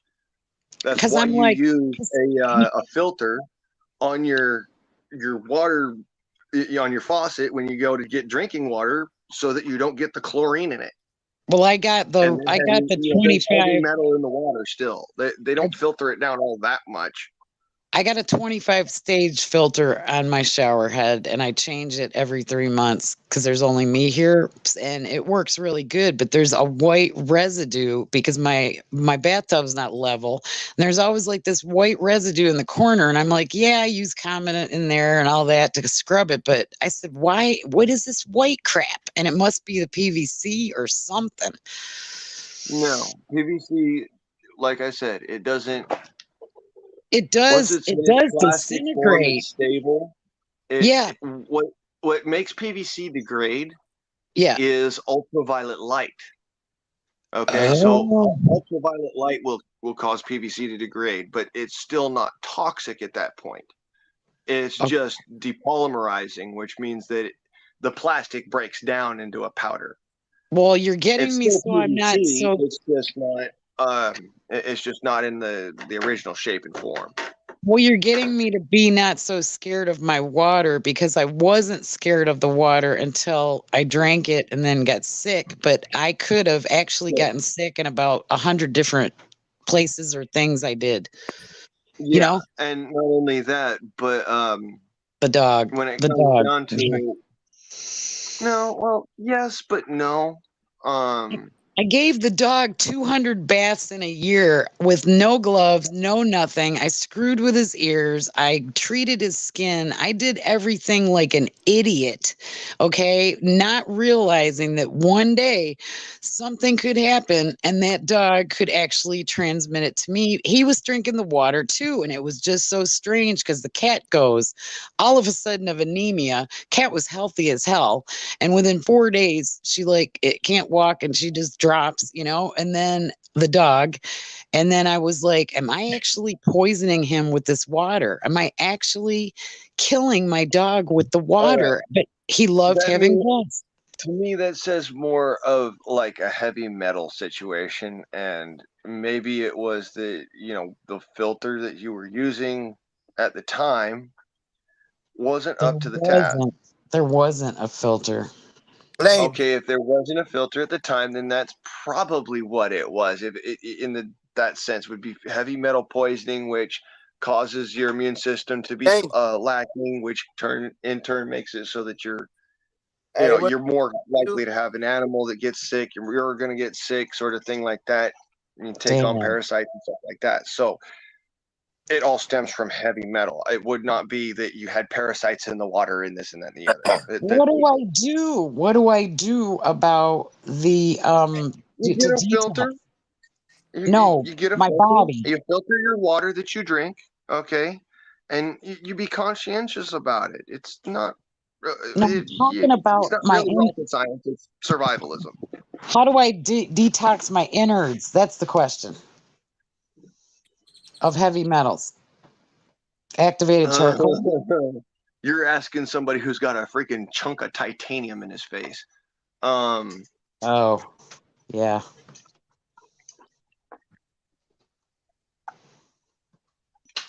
Detox from heavy metals is really difficult. Considering I ate out of metal TV dinner tray. I'm in constant freaking pain. My kidneys are constantly, they feel like filters. Yeah, I know. All right, Pete. Have a good one, brother. Yeah, my kidneys are in constant pain. So, and I haven't had any kidney stones for a while. It's not that. It's a matter of you can feel when your kidneys are getting torn up from filtering out the heavy crap. And the way that I deal with that is I just try to keep my proper minerals up. I try to keep, up on my vitamins as best as I can. I want to give you vitamin C. Well, the one I have aneurysms. Okay. I have 2 aneurysms on one kidney, and I have had them for like 10, 12 years. There's something on the market called Kidney Essentials, and it actually helped me completely get rid of that nagging pain. Oh, I don't like that pain. I just don't. And it Yeah. saved me from a surgery, I believe, because I said I'm doing something natural. I'm taking a vitamin, I'm doing something. And I did, and it worked, and I still to this day have not had um the problems, and I'm taking it again actually right now. Well, see, my problem is titanium and chromium. Those are the heavy metals that I have an issue with because of what's in my jaw. Is it Uh, chromium picolinate or is it chromium? it's no, it's The metal, you're not chrome. gonna. It's not a supplement. It's a freaking. There's surgical stainless steel screws and a Oh, titanium pin in my jaw. okay. Okay. And over time, your body will attack anything that is foreign to it in it. So what happens is you start getting heavy metal toxicity. And funny enough, it does some really strange things to your body. Well, I don't know, but I tell you, it has been the first time I got sick, the first time, the 10 days of the stomach and then the 10 days of the flu and all that was April of last year. So I That was think, a stomach bug. uh, That was just a well, bug. It well, weren't no, like you. but the success story is I got the C cure because my doctor had heard what I've gone through. I tested negative and he went ahead and gave it to me, and that is when my body became like a 35-year-old. This was only temporary. This was why, well, Bear was still here, and I started heave hoeing like couches end over end out the door, ripping up carpet, and that is when I went down and got really sick, is when I started pulling this 25-year-old shit out of the house and throwing everything away and getting rid of the furniture because I was like, man, this place is so humid. The humidity in this house was up to like 70 something percent, and it was just kicking our asses. And when I got rid of all the carpet and all the stuff, and and now it's a totally different house. I'm at 50% humidity right now. I don't have a lot of the problems I had, but man, I survived a year, Blaine. Last summer, I was having seizures asking the Lord to take me. So I have done this for a year and I'm still here. You think that's bad? Like I said earlier in the stream, I woke up this morning and I damn near fell over dead. What do you I mean? shook it so I didn't hear it. hard. I woke up with a tickle in my lungs that I thought I was going to die. I swear to God, I thought I was going to die. I was sitting there coughing and wheezing and hacking and choking up. It was like a lung butter parfait. My God, maybe you need to take the Mulane, huh? Well, I don't know.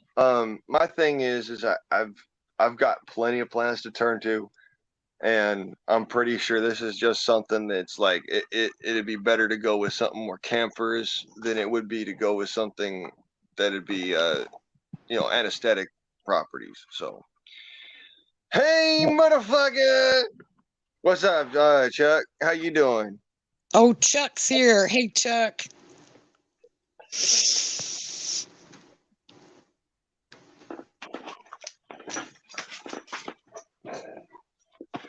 Yeah, Hey, Chuck's been not feeling so good either, man. He's been like, he's having to, take care of his kid and doing all kinds of stuff. How you feeling today, Chuck? I ain't dead yet. Thank God. That's what I was just telling Blaine. I ain't dead yet. I don't know if that's a positive or negative thing. I guess it depends on what point you're looking at it.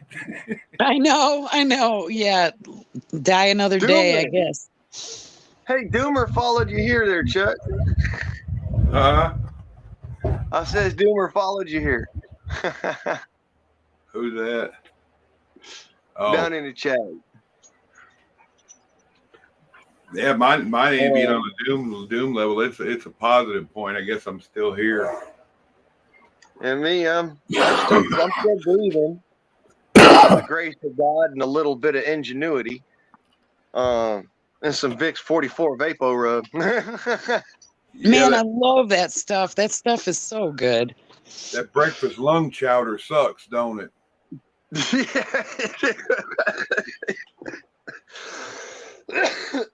You can hear it still. Yeah, mine. Everybody around here started out with allergies, went to sinus, then everybody's shit ran down their back of their throat. That's what I'm dealing with. I got bad pollen allergies and bad dust allergies.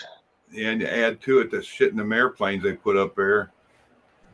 Yeah, that shit's That kicking ain't my helping, ass. man. I walk outside and it smelled like PVC pipe. I mean, it smelled like burning plastic one night, Chuck. I swear to God, I'm not lying. And I was like, and there was this white haze. And I was like, what is this? I go, it's raining. I go, there's a white haze and it ain't fog. And I said, it smells out here. And I go, nobody's having a bonfire. Nobody's burning anything. And I just said, I'm going to stay inside with my nicotine and freaking just like smoke myself out. That's some of them Palestine sprinkles. Yeah. You ever walk outside? You ever walk outside and taste copper? No, but I That's live the by a metal. copper mine, so I should. They put all kind of metals up in them planes too. That barium, copper, and aluminum they spray out with funguses and germs and. Oh, I know. viruses. I've been staying in my bubble because it's been raining here. Like I was saying, 18 out of 22, 23 days. Yeah, something like that. I'm so sad. How did you make the weather? Did you get any of that weather in Texas? Oh yeah, hell, it was storming last night. Poor Vicky. She's trying to sleep, and the damn, Blaine's raising his hand on his channel to talk. Oh no, I was saying hi to Barbie. But hey, I wanted to show you something, Chuck. I think you get a kick out of this. Yeah, America, fuck yeah. Yeah, I put that on your channel when I come in here, and I'm probably like, yeah, it's gonna bother somebody. Chuck, we don't care about bothering anybody. Can you get that straight? You know how I am. Did you read the title of the stream when you walked in here? Yeah, freedom forum. Yeah. I figure if I ain't offended somebody, I ain't doing my job. No, tell you what. It's a good place to be. It's a comfortable place to be over here. I'm bound and determined to piss someone off. I know it. Can't please everyone. No. We already had trolls. Hell, of all the people the way our group, all of us are hanging around now, it used to be a tight knit. Everybody go back and forth to different channels. Now the ones that think the same have split. Well, actually, we kind of have to split because neither side is moving right now. There hasn't been enough to wake some people up, and other people are wide ass awake. And we have to hang out with the people that are like-minded. And I'm going to add something at the moment. Like-minded at the moment, not like-minded for entire life, but like-minded now with what's going on. Hey, Saul. Yeah, I just don't understand it though. And that's like everybody needs to group up in communities and all. I say, hell, if we can't have communities and get along and hang together and stick together on here, how do you expect people to real life to hang together and stick together?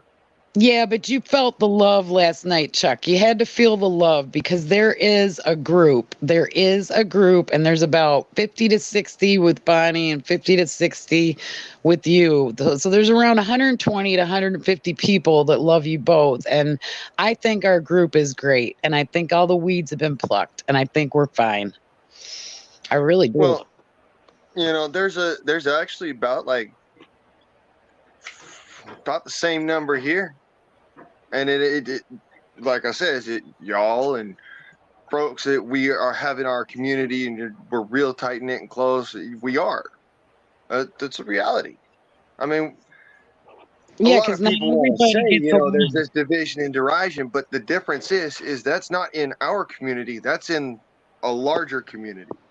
Yeah, yes, that's a good way to look at it, Chuck. You That figure, is a good way. you figure too that after last year, everybody got to see how all these backstabbing ones that do, and some of them lost channels during and they're over it, and you'd figure that would make people think. But I guess people didn't learn after 9/11. Now, 20 years later, they don't remember it. So Yeah, how to get together and agree to disagree and to have a spat like on Ron's. People could be shouting at each other and would have punched each other out if in the same room. But we got through it. We got over it. And there really wasn't that many complete and total a-holes. yeah, There were people that acted up. I'm all about it. If you think I'm an asshole, tell me you're a fucking asshole. We'll deal with it or not. But they don't have to. You don't have to go run and tell 15 other people and talk bad when nobody's there and say, "Oh, he's an asshole." Tell me I'm an asshole. Well, you don't have to. You just have to leave. If you think somebody's an asshole, you just leave. Period. If you don't get along with somebody, why would you want to move in with them? Why would you want to hang out? I love that. Trains that's and what I think freaking about that roosters. too, Stu. You're right. It's like, shut the hell up. He straight up he just plopped down and just like, yep, all right. They get it. He said, "Good morning. It's 4 o'clock." Is he a young rooster? Yeah. And I've also got a no crow on him so that he's not being so loud in the freaking real early AM that he's waking people up. He's still loud, mind you, but he's not as loud as he could be. This motherfucker will wake the dead if I ain't got that no crow on him. What's Like the no? I woke up out of a dead sleep. I swear to God, I swear to you, I woke up out of a dead sleep. Would have rode out a 5-pointer earthquake in. This dude crowing at the top of his lungs at 4 a.m. Tell me you're going to name him Dumplings if he don't behave. Well, he's already got the name of Stu. He kind of figured, you know what? Can't get worse than that. Yeah, it's all Dumplings is a stew. Yeah.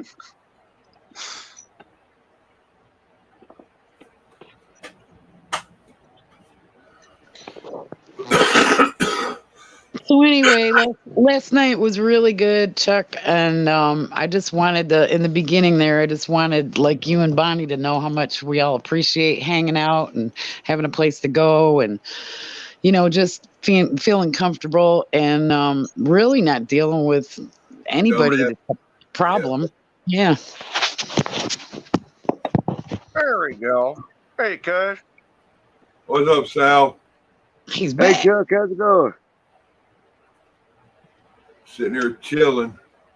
I got one hell of a damn rainstorm over my damn head. I think it's why it's cut my signal out. Where are you at? South Carolina. Yeah, all that shit that was here last night ought to be there. That's about right. That shit was bad. I slept through one of them last night. They said it was going to turn the house upside down, it felt like, and I slept through it. Normally, whatever Texas gets, I get. Yeah, just a day later or so, huh? Yeah, it's like a couple days later or something like that. Yeah. Yeah, some dude out there by the name of Noah was knocking on my door. Yeah. We ain't got nowhere to go. He's looking on the frontage roads out here, roads along the highway. The old lady this morning seen one of the viaduct bridges over there. She goes by this evening. That's going to be across that road. And I said, well, you're going to have all that rain running down because that front was all the way up into Missouri. So all that rain's going to head this way before it goes away. So all that water run off. Has anybody noticed this weird ass pattern with these rainstorms? It's like it comes straight across the United States, and then all of a sudden, the jet stream comes down from the Canada side and goes right back across the damn country again, and it repeats the cycle all over again. Yeah, that's because they're running CERN and HARP and they got multiple CERNs. They say there's one, the one we know about, the big one. There's a bigger one. Then there's a lot of little ones. There's like five or seven of them, Chuck. And around here, what's happening to me south is I can hear, and I've done this 1,000 times, the planes, not in a flight path. I don't have planes crossing either horizontally or what, they just don't cross. What they do is they circle and they circle and they do it from There's 15. a lot more. There's a lot more than just 7 particle accelerators in the world. Are you kidding me? One of the first particle accelerators ever made took up the size. It was about the size of a house. Is that the one in California? 7 of the United States. I think that's actually the one at USC Berkeley. It's the one where the fella stuck his head. Or no, I'm sorry, that's backwards. That's the one in the one I'm talking about is the one in Russia where the feller stuck his head in front of the particle accelerator and it put a hole through his head and out the front of his eye. Oh my gosh, that's a laser like Austin Powers. That's what a particle accelerator does. Damn. No, there's one that Arnold. Moves light particles. It moves particles. It's a particle beam. So what it's doing is it's taking either, a gaseous particle or it's taking, a metallic particle or something like that, and it's moving it extremely fast. Well, what was the one in California that Arnold was showing off the one day? They showed this big, gigantic, I don't know what the hell it was. It was some kind of laser that could freaking take something out. Get on the chopper. That's different. Oh. This was back in early 2000s when he was governor, Arnold. No, I know what you're talking about, dude. Song wanted to say something. Oh. I think he froze. I think he's moving. Song, you there? Yeah, I'm still here.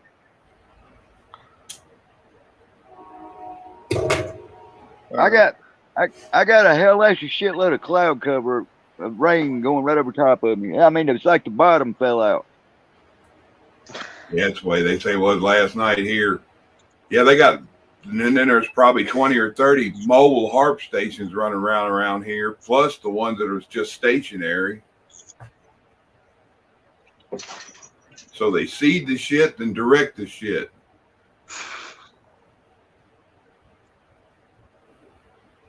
I don't know if y'all have noticed this or not, but I pay. If you've noticed, it's like our weather patterns are like a month ahead of what it normally is supposed to be. Yeah. Okay, that's more explainable through cosmology and the planetary physics than our government going and throwing around cloud seeding and all that shit. Now, mind you, I'm not saying that there's not that going on. I'm saying that it has more to do with how our sun affects our weather, how the cycles that our planet and our solar system go through that is affecting our weather right now. So yes, in a sense, there's some work that's being done as far as geoengineering, cloud seeding and whatnot, and some work that's being done by, using the electromagnetics to steer it, but it's not as good as you'd think it would be. It can't really be. It's not like we can take and okay, we want this particular tornado to go over this particular house. It's not going to work like that. Okay, what we can do is actually take and we'll throw down a bunch of chemtrails, so-called, all right, and then the rain comes and builds up in that area because those particles begin to accumulate water in the atmosphere, creates cloud, creates the storm, and then that storm will then move along its own natural path where it's been seeded at. if we What? try and use like lasers or microwaves or whatever to go and try and move a storm, what ends up happening is, and this is documented. You can look it up. It's declassified already. Basically, what they can get a storm to do is to become stronger. That's about it. They can't really direct it anywhere. What So can't it's man? Why all can't about man just? natural storm paths. Why can't mankind just leave Mother Nature alone and let her do her thing? Because because we're not supposed to be here according to them. We're only supposed to be so many of us. There's too many of us. And there's cow farts too, and there's such a problem. Warfare. It all boils down to warfare. Every kind that you can imagine. I consider this WW4 because this, if it was just a regular, like guns and soldiers, that'd be one thing. But no, this is a war on your mind, your spirituality, your body, your everything. We're being attacked in every way possible. Everybody thinks that, they go on this level of, Einstein saying, the Einstein's quote of, "I know not what World War III will be fought, what weapons World War III will be fought with, but World War IV will be fought with sticks and stones."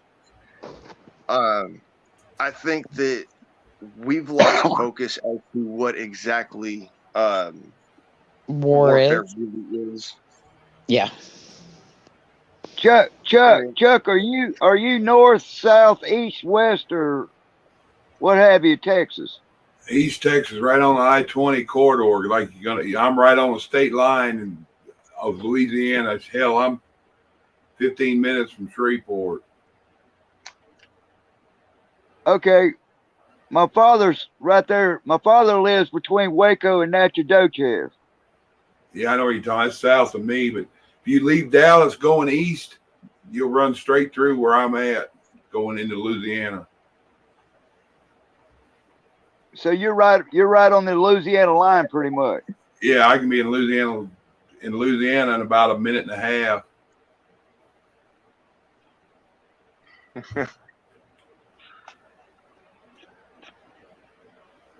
You close to the Cajuns, like where be that Bojangle?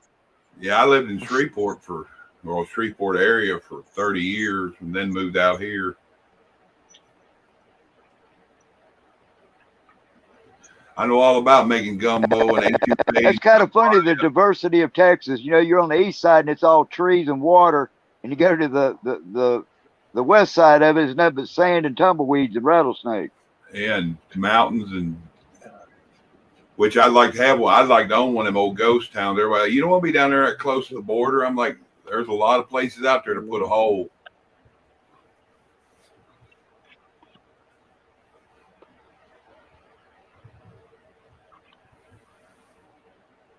If there was enough scarecrows at the border, there wouldn't be all them ones coming across it.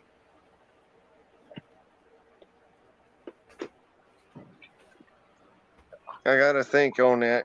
I actually have a think on that. And We lost. if you don't know what that terminology means, by the by, that's an old saying that my grandma used to tell me. I have a think on that. Yeah. It means I have an opinion about that. And my opinion is that there is a lot of, and it's part. This opinion is part based on what I've seen down there versus what there are people down there that are willing to do the dang thing, and get up in there, but they're afraid of breaking the law in their own way. Yep. So they don't really do what is necessary. And what is necessary is that for people that are coming over the border and are firing on American citizens, which is the main reason why there's not a lot of Minutemen down there right now. All right. The main fucking reason of that is because they're shooting back at us. We can't really shoot at them, legally speaking. So, it's become a situation where you can't get down there, you can't do nothing. don't put yourself in that. And so I've seen that. I would expect it's probably a shit show down there right now. Yeah. Yeah. What's bad is they try to say, too, you can't do that to them. It's against their constitutional rights. I said, they ain't citizens that are coming across there. They don't have constitutional rights. They're invaders. Yeah, no, that's one of the reasons why I keep on telling folks, it's actually part of your duties as a citizen of America, as a Minuteman, and part of your authority, by the by, if you didn't know this, you can demand of any individual their identification in order to understand whether or not they are American citizens. Yeah. That is the be all and end all of that. You don't have any further powers than that on that level. You just, okay, you're an American citizen, or okay, you're here with a green card, or who the fuck are you? See, now if it's a who the fuck are you, now I can call in law enforcement and say, all right, you're here illegally, this, that, and the other. I don't mind them coming in. That's like you come to my house. You come in, you go to the door, you crawl in the window or kick the door in, you ain't going to be welcome. Mm-hmm. And honest to God, that's righteous. I mean, people don't exercise that responsibility no more. Most of the time because they don't know it exists. They don't know they have that authority. You're on the border, you have that authority. You're anywhere near the border, you have that legal authority. You can request of any individual, doesn't matter if they sound like me or if they sound like Perez from Merez, you know what I'm saying? Yeah. You can demand of any individual their identification in order to understand and ascertain whether or not they're an American citizen. And that's actually anywhere in the continental United States, but beyond that. Especially border. Look at Canada. Hell, look at Mexico. We get caught crossing over there. We're a criminal. Mm-hmm. And if we do want to become a citizen, we can never own real property. We can never be part of their system. If we need assistance, that's part of the bylaws. If you want to become a citizen, you can never be a drain on our economy. Yeah.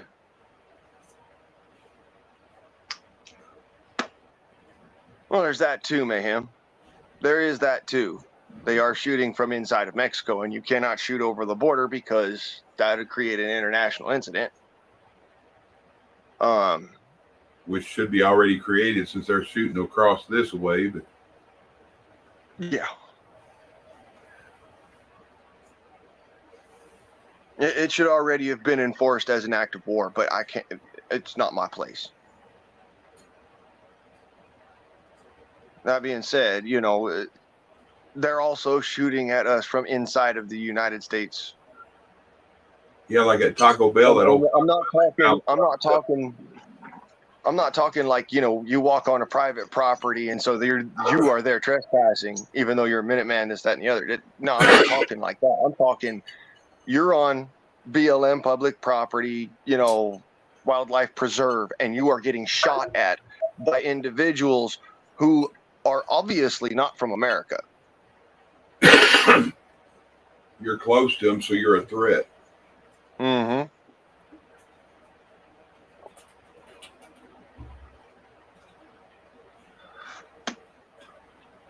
In America, there's an unspoken rule. If you're out there in the middle of the sticks and you're just hiking around, you're not bothering anybody. There's no reason for them to go at you. There's no reason for you to go at them. Just leave and let live. But for some reason, they ain't got that mindset. They think they want to come in here and start fucking shooting at people. So was reality in that instance? That's about the only time you can return fire. However, during this new administration, we can't even fucking do that shit. Yeah, but when a tree falls in the woods, do you hear it?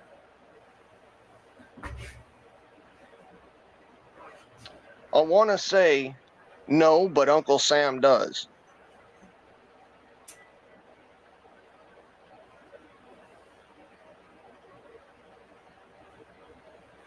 That's the thing that always bothered me about that.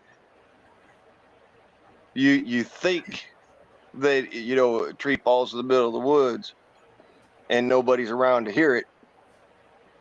That sound is still recorded somewheres. I'm gonna point that out to you. Yeah, from what is it, 2 miles up? They can hear, they can see you from 2 miles up. They can hear you from wherever you are. I mean, you think the woods is just like there's nothing there, but dude, I'm not bullshitting you when I says I've walked right over, balls over a fucking trembler, and I've seen microphones out in the woods just chilling there. Nobody around, nobody doing nothing. It's not a freaking hunting trail. It's not not trail cams or anything like that. Just a microphone sitting there, hooked up to a wire that goes off into the trees. And there ain't no reason for it. It's there. I'm telling you, man. You think that there's no that somebody don't know what's happening, but somebody do.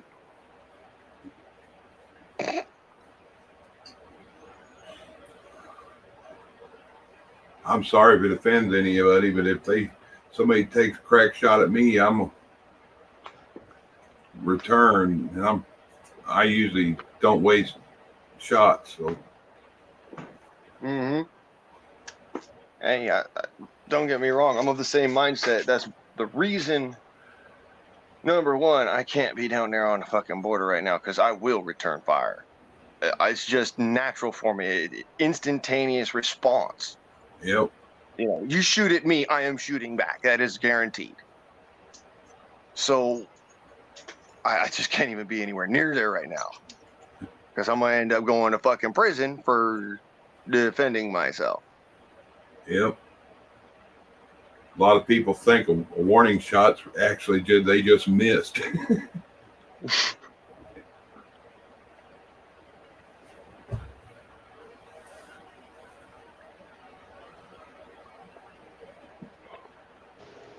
I thought I'd let y'all have some guy talk and shut up.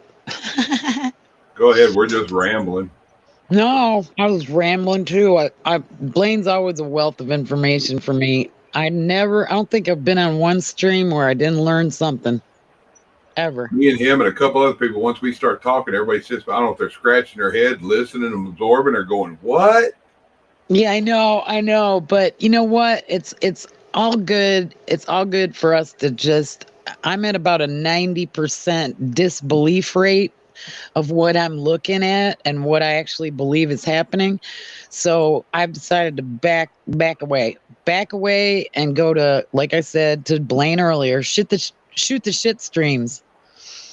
Yeah, that's what this is. It's a freedom forum. And in that spirit, I'm going to go grab me a beer. I'll be right back, y'all.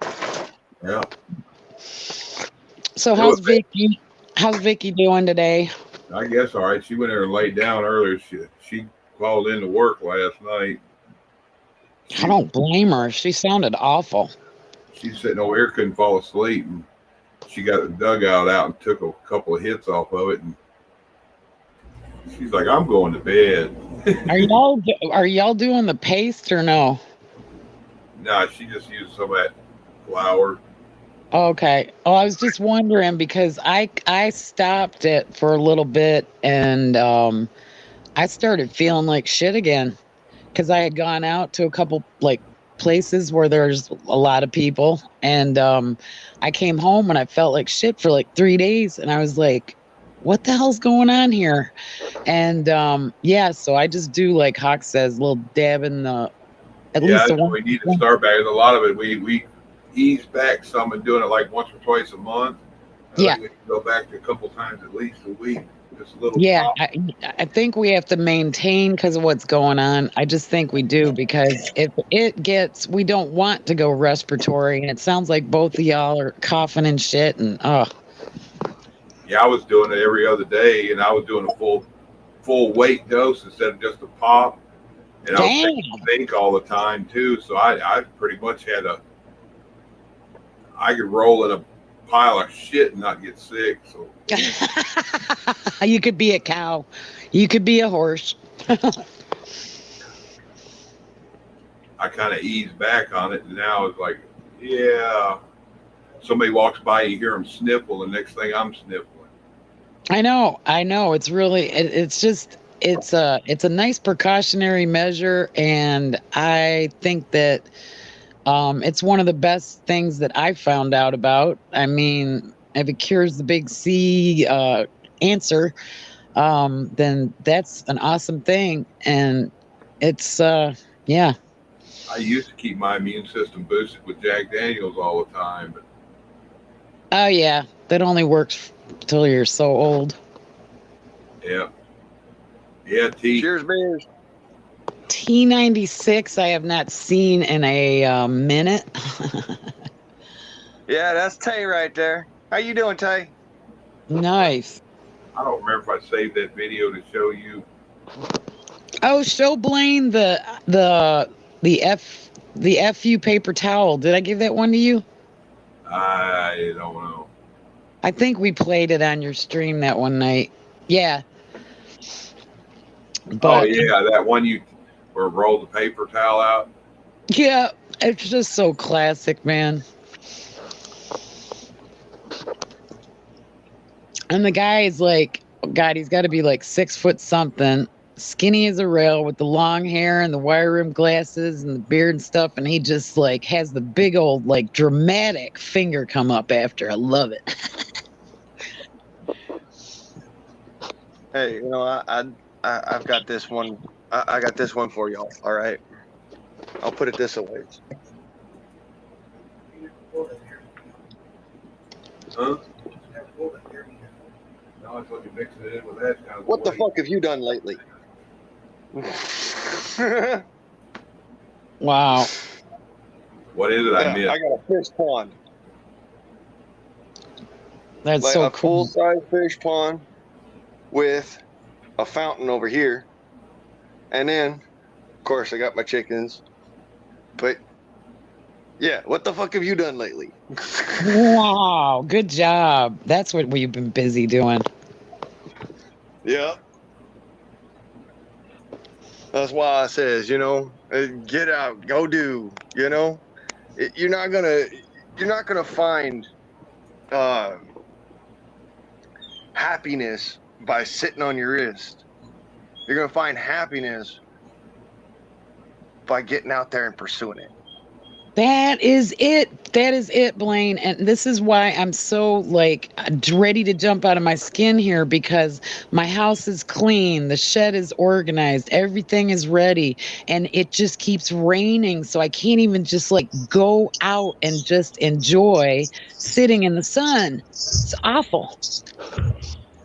Puppy bomb, kitty Aw, bomb. cutie pie. We're getting them both. Chuck's cat and Song's dog up there. Hi there, Jingles. I love that cat too, the Hitler. He Is walked that upstairs directly at the camera, didn't he? Yeah. Hey, we got the double photo bomb. That was pretty cool. nice? Oh, I want a dog. I want a dog.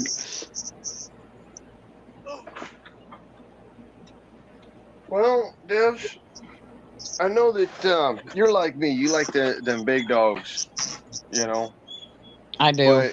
But when it comes down to it, in your state and whatnot, and all the what you're having to deal with, going with something that what Song has would probably be a better option. You need to have a companion animal, right? Well, I'm going to a place with companion kitties, but I believe that at some point I will have another one. And I can't own the small. I mean, I love the small ones. I love them dearly, but I just can't. I was a pet sitter for 12 years and I can't handle the little poops and the little pees in the hiding spots and the nervousness and the Napoleon complex some have. I love them all, but I've only been able to own large dogs. Now I could do like a 30. I've had like a 38-pound husky. I could do something like that, but mid-size. Okay, maybe mid-size. All right. So on that level, then, They still eat a lot, mind you, but something about Like an I'd say like Australian my old cattle dog dog. Turbo, a spaniel. Yep. They're still a little bit high strung, but at the same time, they are the most loving creatures I've ever had the pleasure of knowing. And also, I had a Brittany. My first dog was a Brittany Spaniel, and oh man, he's great. He was only like 50 pounds. well, I'll say this about spaniels: they have this protective complex. All right. And that's one of the reasons why I love Turbo so much, because he was my protector. He was my little sister's protector, Yeah. So I and am in love with that dog. I am in love with that dog. I swear, I just want to hug that dog right now. Jingles is awesome. Oh, He's an awesome pup. He's got so much personality. he's looking mellow right now. And then we got the black cat. Hey, Chuck, man, one of them ran across the road in front of me the other night, and I go, "You're done, Deb." I used to own two of them, but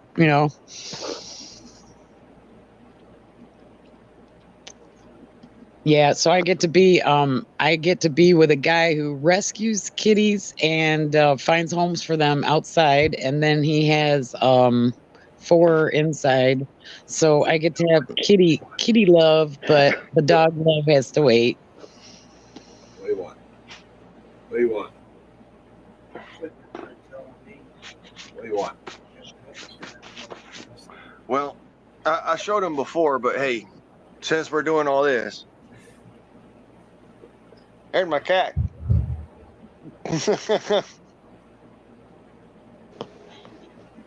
Wow. He's big, isn't he? Wow. Holy crap. I can't see a whole lot. I'm looking up something. Oh, here, I'll go solo with him so you can see him.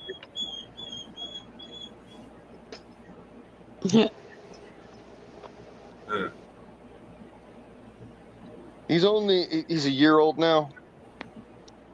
That's a big chicken. What do they call it? A knickerbocker or a dicker or something like that?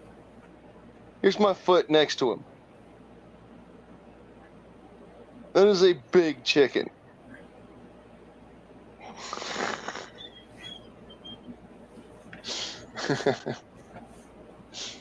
Yeah, I know, dude. He's huge, man. I'm not bullshitting. This chicken is monstro.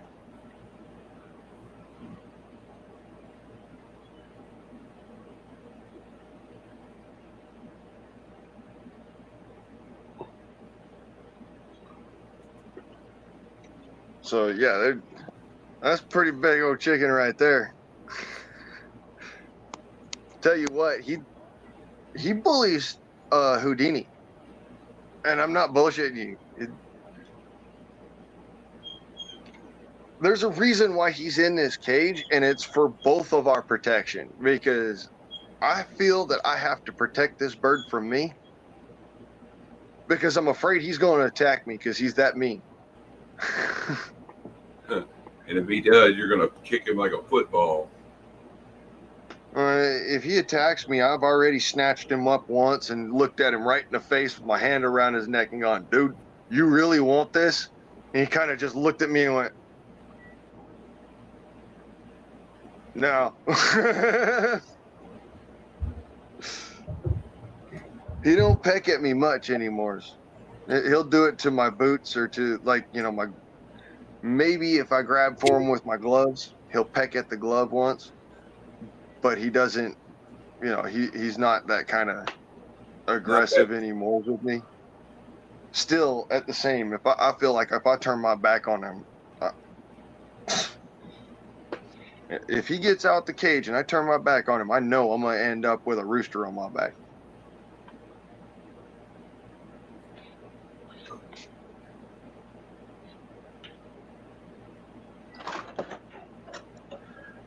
So, I'm setting up the pump for my pond because turns out I have a really silty pond because I have I'm using the natural clay of the area in order to hold the water in, rather than using like a concrete barrier or a plastic liner. They don't make a plastic liner that's in the shape of what I've got set here, and I set it up to be more natural so that fish will be able to be in there and feel more secure. You know, they've got a point in the middle of the pond so they can actually sit there on the point and feel all right, rather than, you know, constantly swimming around in circles and beating their fins up. I think about wobbly. What happened now? Just I clicked the video. You want to see it? Talking Sure. about Bob, Cash App Bob Lee. Let's see.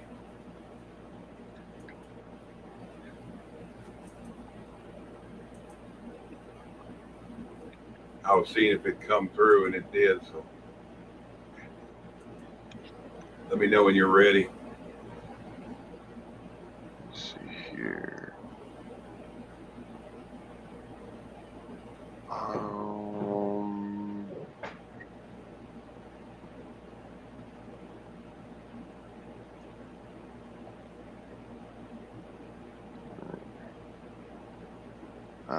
Where's the share system on it? Huh.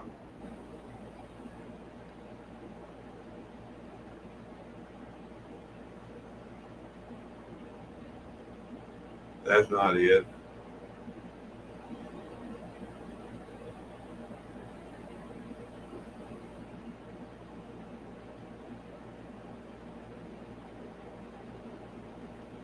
Ladies and gentlemen, we are experiencing technical difficulties. Testicle difficulty. Holy shit. We are experiencing technical defecation. Please stand by. All right, sir. Chuck. Ready? There you go. Yeah.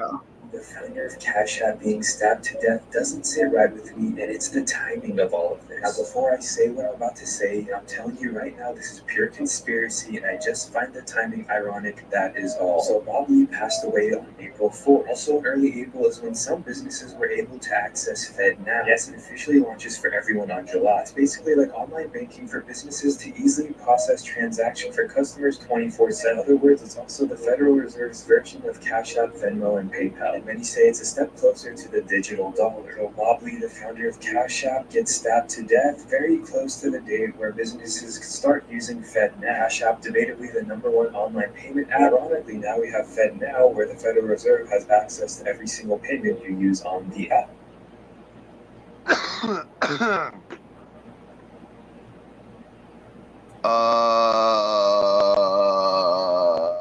That's fucked up, huh?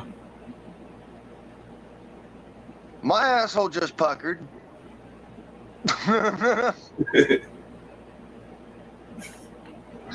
Me watching the beginning of the video, he getting stabbed to death, and like I didn't even see nobody there with him.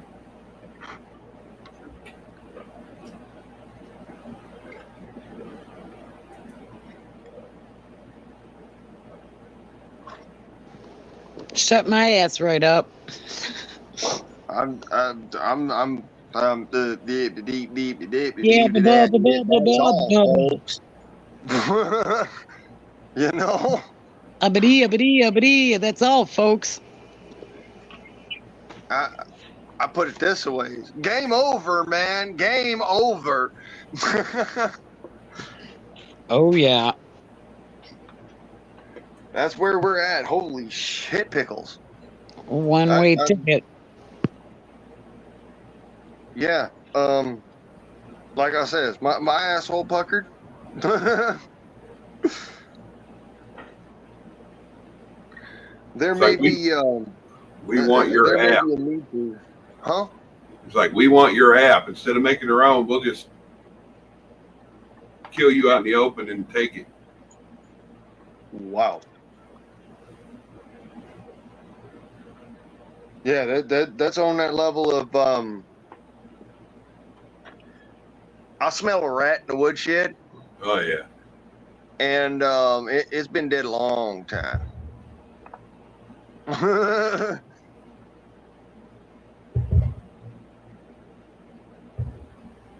Yeah, he don't know what to think of this mic. My son-in-law gave it to me the other day, and when I first put it up here, you'd think I was waving a 12 gauge around in the room. Hey, Jedi.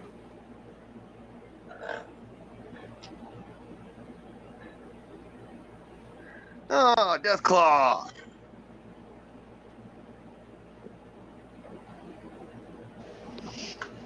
You're gonna be on for like another 10 minutes, right?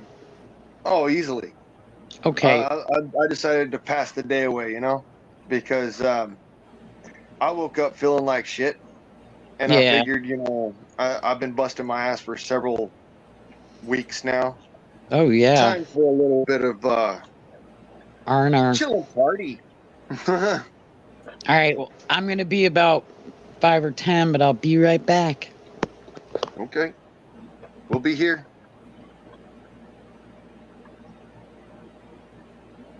Today's Thursday, right? I believe Harloha has something this Thursday, or is that next Thursday?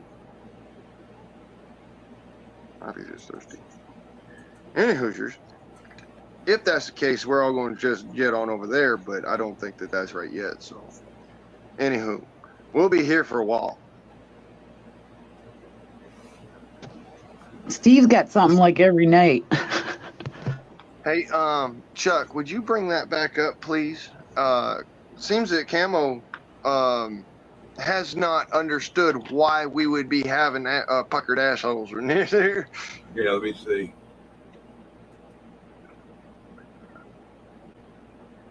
See if I still got it open. Yep. Think about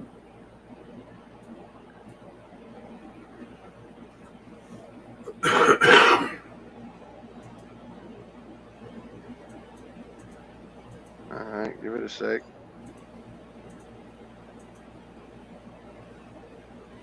Is it not working? Why is it not working? Oh, there we go. Yeah, I just told Carl you was on over here. Think about the founder of Cash App being stabbed to death doesn't sit right with me, and it's the timing of all of this. Now, before I say what I'm about to say, I'm telling you right now, this is pure conspiracy, and I just find the timing ironic, that is all. So Bob Lee passed away on April 4th. Also, early April is when some businesses were able to access FedNow. Yes, it officially launches for everyone on July. It's basically like online banking for businesses to easily process transactions for customers 24/7. In other words, it's also the Federal Reserve's version of Cash App, Venmo, and PayPal. And many say it's a step closer to the digital dollar. So Bob Lee, the founder of Cash App, gets stabbed to death very close to the date where businesses can start using FedNow. Cash App, debatably the #1 online payment app. Ironically, now we have FedNow, where the Federal Reserve has access to every single payment you use on the app. Did you catch that, Carl? Pucker factor 9,000.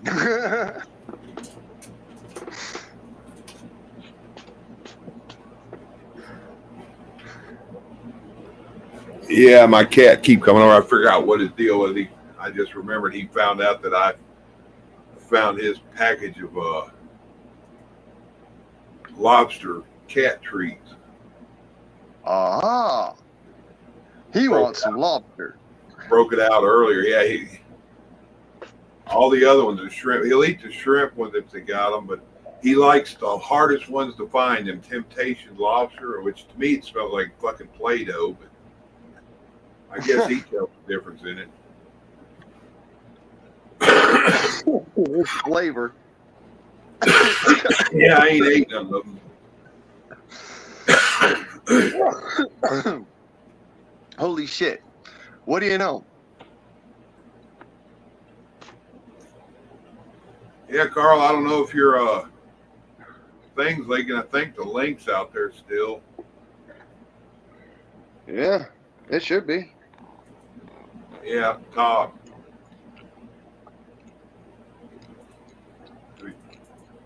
I'll make it easy. I don't know if I can put a link out there. I'll drop it out here, Carl, if you want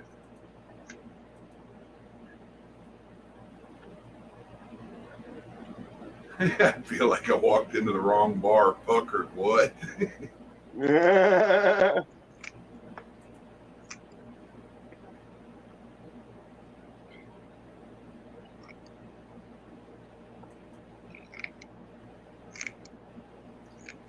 It's that moment when you realize, oh shit. Yeah, like a police academy. They start playing it. Da-da-da-da-da-da. They're like, yeah, I'm in the wrong spot.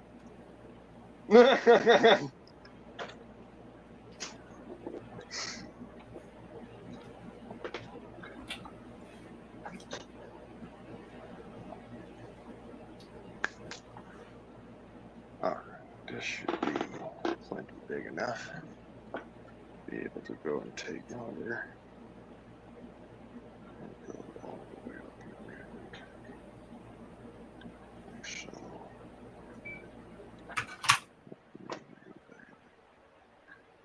So that's eligible to the hose tied down. This. Okay. I'm just getting my pump set up for the pond. Or getting the pump set up for the pond. This isn't my pond. It is my pond, but you know, I mean, I installed it, but still, it is my mom's property, so respectfully, it is my mom's pond. Still, no, she's gonna have one hell of a freaking fishery in here. I tell you what. And on top of that,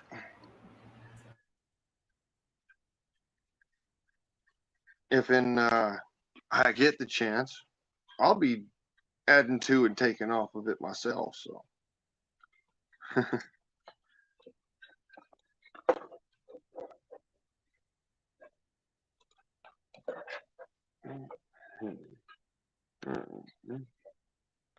Yep. Yeah. Yeah. Huh. Huh. There we go.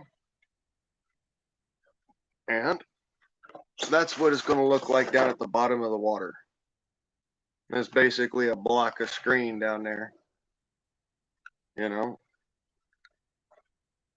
But it's going to suck water up and run it through a hose. Comes out the top of this block here. And that'll go all the way up to the fountain, run down the fountain, and the fountain will filter out the sediment. This is just to keep the plant matter and whatnot from getting into the pump. Because, of course, I did put in aquatic species of plant.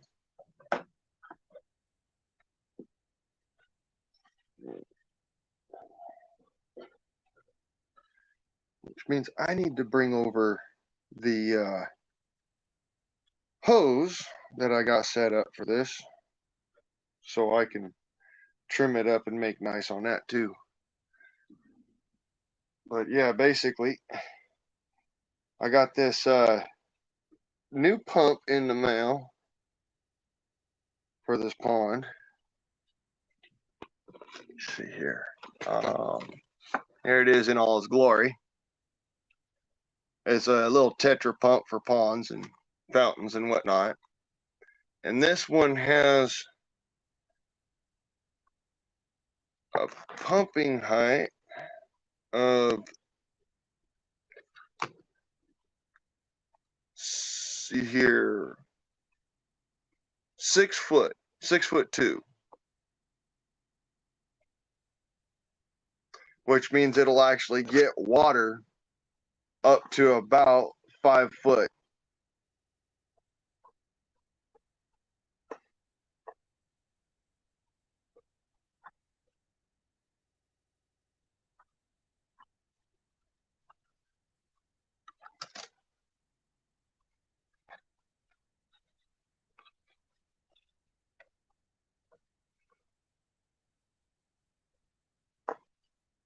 One inch wide for every gallon per hour. Well, I guess it's a good thing that my little fountain that I got set up's only got a waterfall is about that wide. This should do it. So I got 6 foot of cord that should go down in there fine.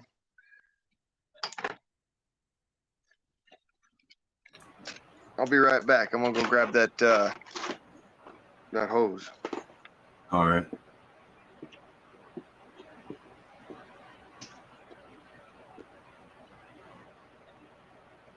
Yeah, Carl, mine damn motor's still out. I hadn't found a motor. I bought one and wouldn't work, so.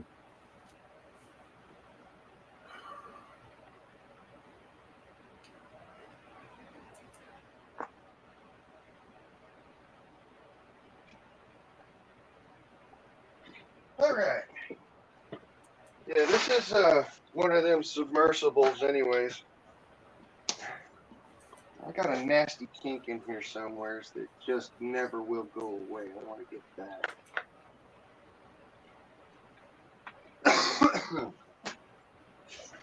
Where to put it? It's right. Not there. Where'd it go? Apparently, it's not there anymore.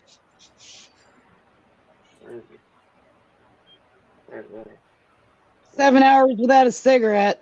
Oh boy, I gotta go soon. Are you quitting or just don't want to go to the store? It's raining still, and it actually has I think it let up finally, because you know what, after the day is done, why would we want, we don't need sun anymore. So but anyway, yeah, it's been raining so hard that I haven't been able to even run to get out there to the car. Bunch of shit weather.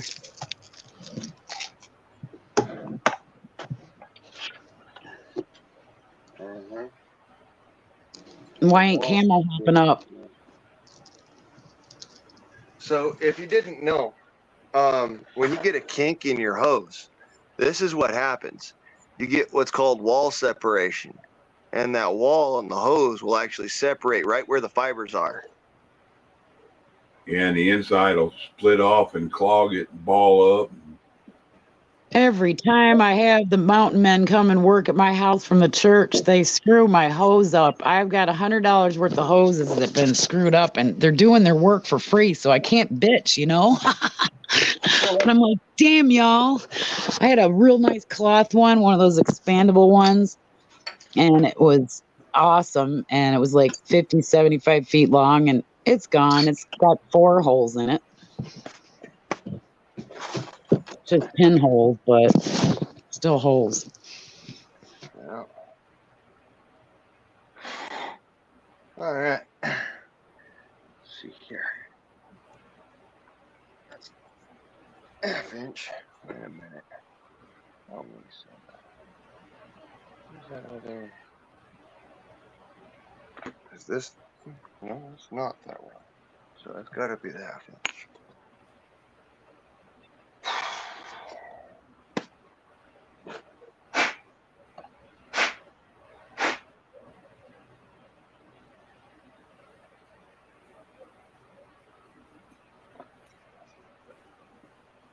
Well, that's it, y'all. I'm going to go in there and see if I can get this spaghetti done. If you're still on, when I get back, I'll jump back up.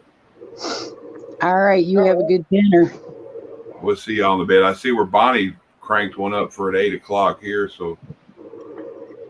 Oh, yeah, cool. That's awesome.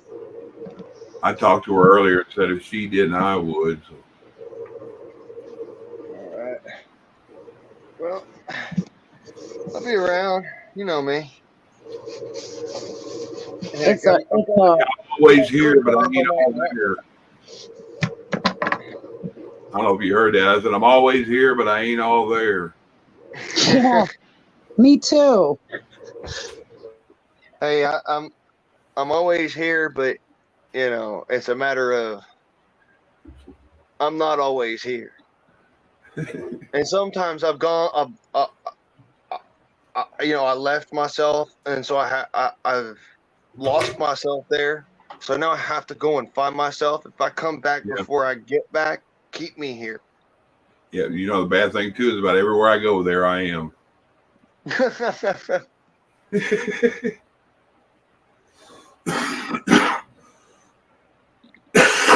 I'll talk to you on a bit.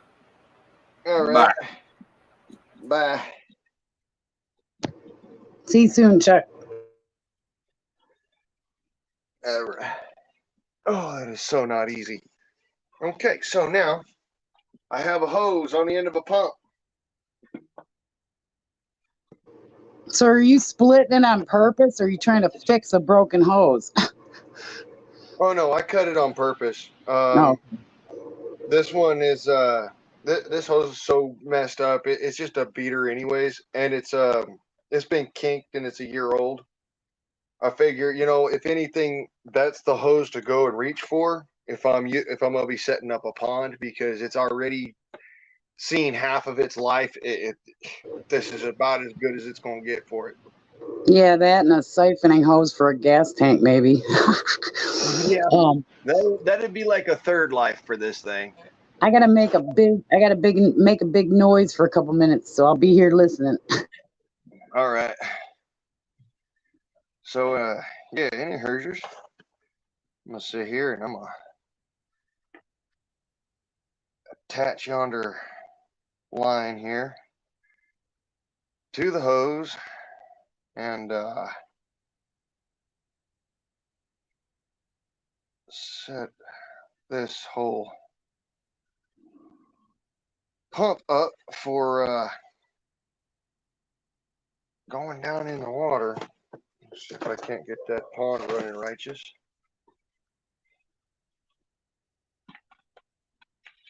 Oh.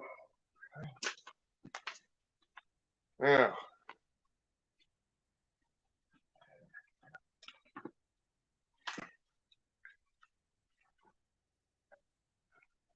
All right, there.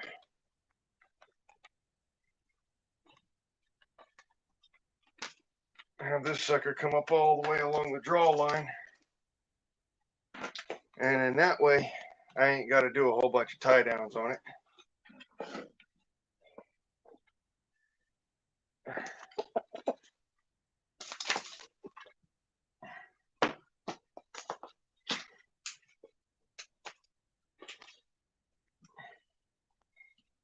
And then I'm going to walk over to where I got my pond set up and I'll show you where I'm working with.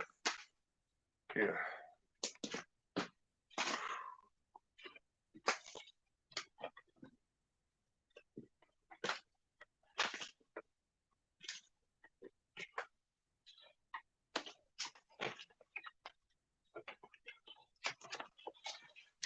Right. Okay, Deb's all a pretty old broad now. I'm all gussied up. And I don't mean gussied up like makeup. I mean just normal gussied up, like Irish Spring clean.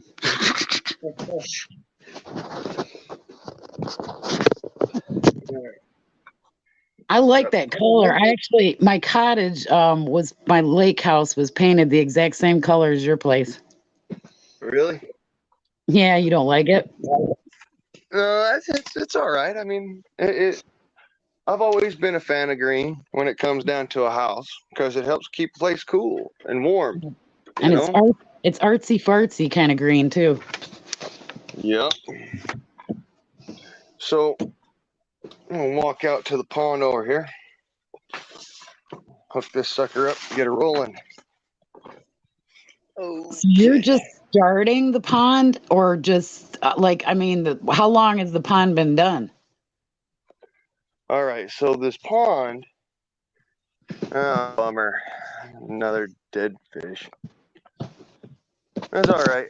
I'm gonna have to end up putting more in here anyway, so there we go. That's the length I got to play with. All right, so yeah, I'm just kind of starting it this year. I was doing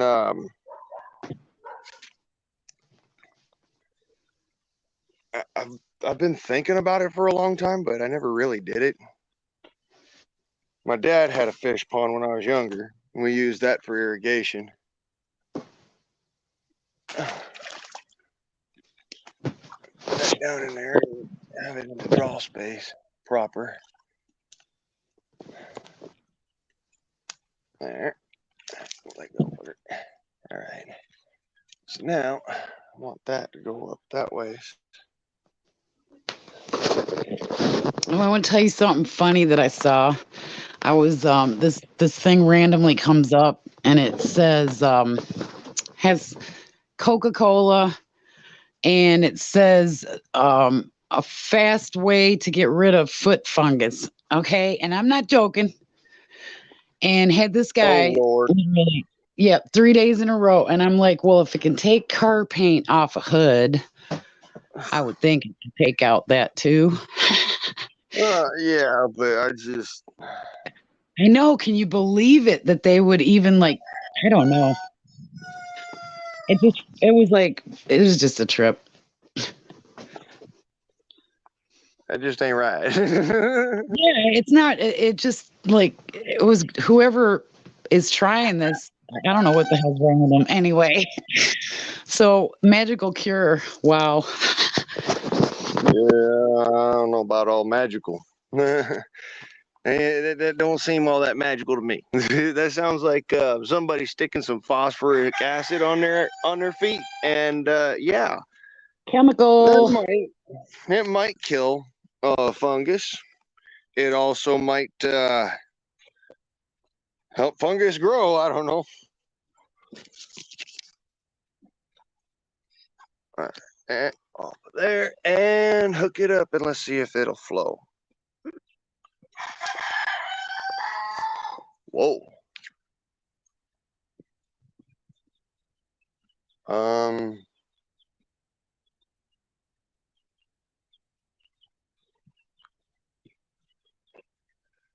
Is it pushing?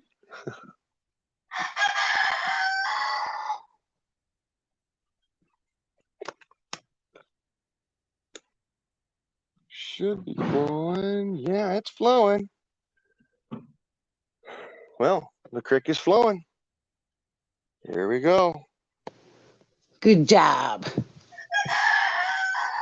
And your rooster likes it too. there she rolls. Nice. I've always wanted one of those.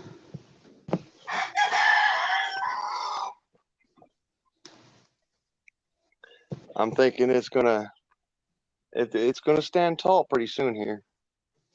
I got to put more water into the pond, of course. I mean, it's not gonna hold by itself on this one. It needs more water, but it's actually flowing. So you're on a well, right? No. No? Mom's dirty water. Wow. You seem so like out. It's like I can't get a gauge on like where your property is. It seems like you're out in the boonies, but then you were saying you got neighbors. So I don't know. Yeah, Vernonia is a smaller town. Smaller, not small, not big, not. It's outside of Portland, about 25 miles. It's up in the woods. There's a lot of other communities around here, so packed in like sardines and onions. Wow. I wouldn't have guessed. Oh, Chuck, I think, didn't he go to get something to eat? Yeah, he's actually the chef at his house, so he's actually cooking spaghetti.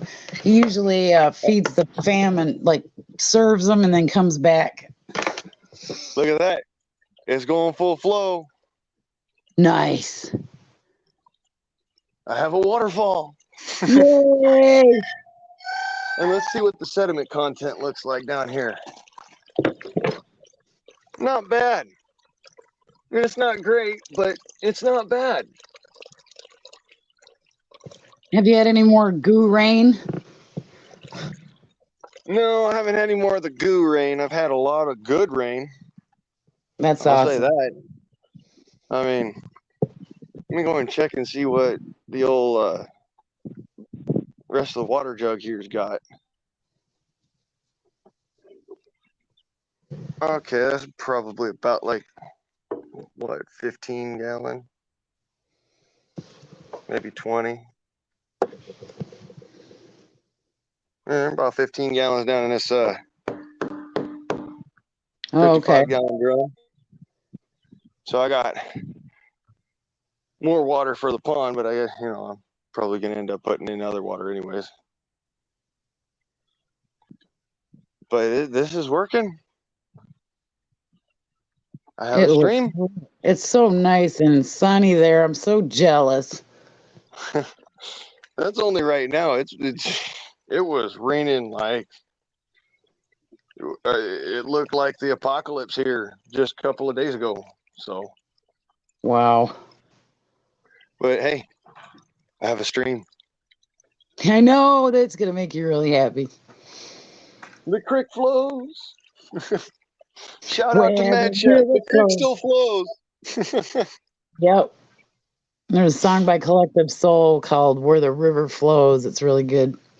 Where the river flows. I think that's really cool. I'm gonna have to start doing my live streams over here while I got the sunlight. You know what I'm saying? Got the water flowing in the background. Pretty soon I'll have the plants all planted up. The plants will all have come up here and on the levee there, and the water will be a clearer color. When the levee breaks, have no place to go. Oh well, oh well.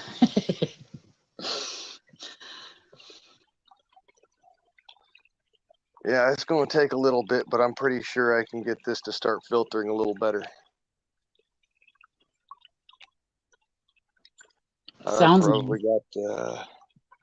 Well, see, I started it with. You see all the sphagnum moss that I got growing around here, right? Yep. I stuck a bunch of that up in here in the fountain, so it'll pull off a lot of that sediment in there. Okay. But it's not perfect. It's not perfect by any means. It still has to get nice and moist. Be doing it for a couple of days before it's going to end up, getting it to really get clear. But as you can see down in here, it's pretty clear. That water's pretty clear. It's not like it is down there below. Right. So that's pushing through here. You can see how it is up here. It looks not all that clear. Yeah. But going down further, it's starting to filter more. Still, it's going to take a little while, like I said. And I was also thinking I might stick some charcoal in there or something. Let it run on a charcoal filter. Yeah, I was trying to remember my fish days there for a minute, and I was like, oh yeah, charcoal. It works. And it's got a flowing creek. I mean, pretty soon here I'll be able to actually stock it with living fish rather than having them die on me. You mean fish that live? Maybe there might be some in there. I don't know. What I do know is that I came back walking over here. I saw one floating at the surface. I said, all right. I've already lost 4 of them. Damn. So, yeah. Hey, Harloha is live, brothers. He's live now? Yeah. Well, if you want to end the stream, I'm just hanging. Doesn't matter. I think he's live now.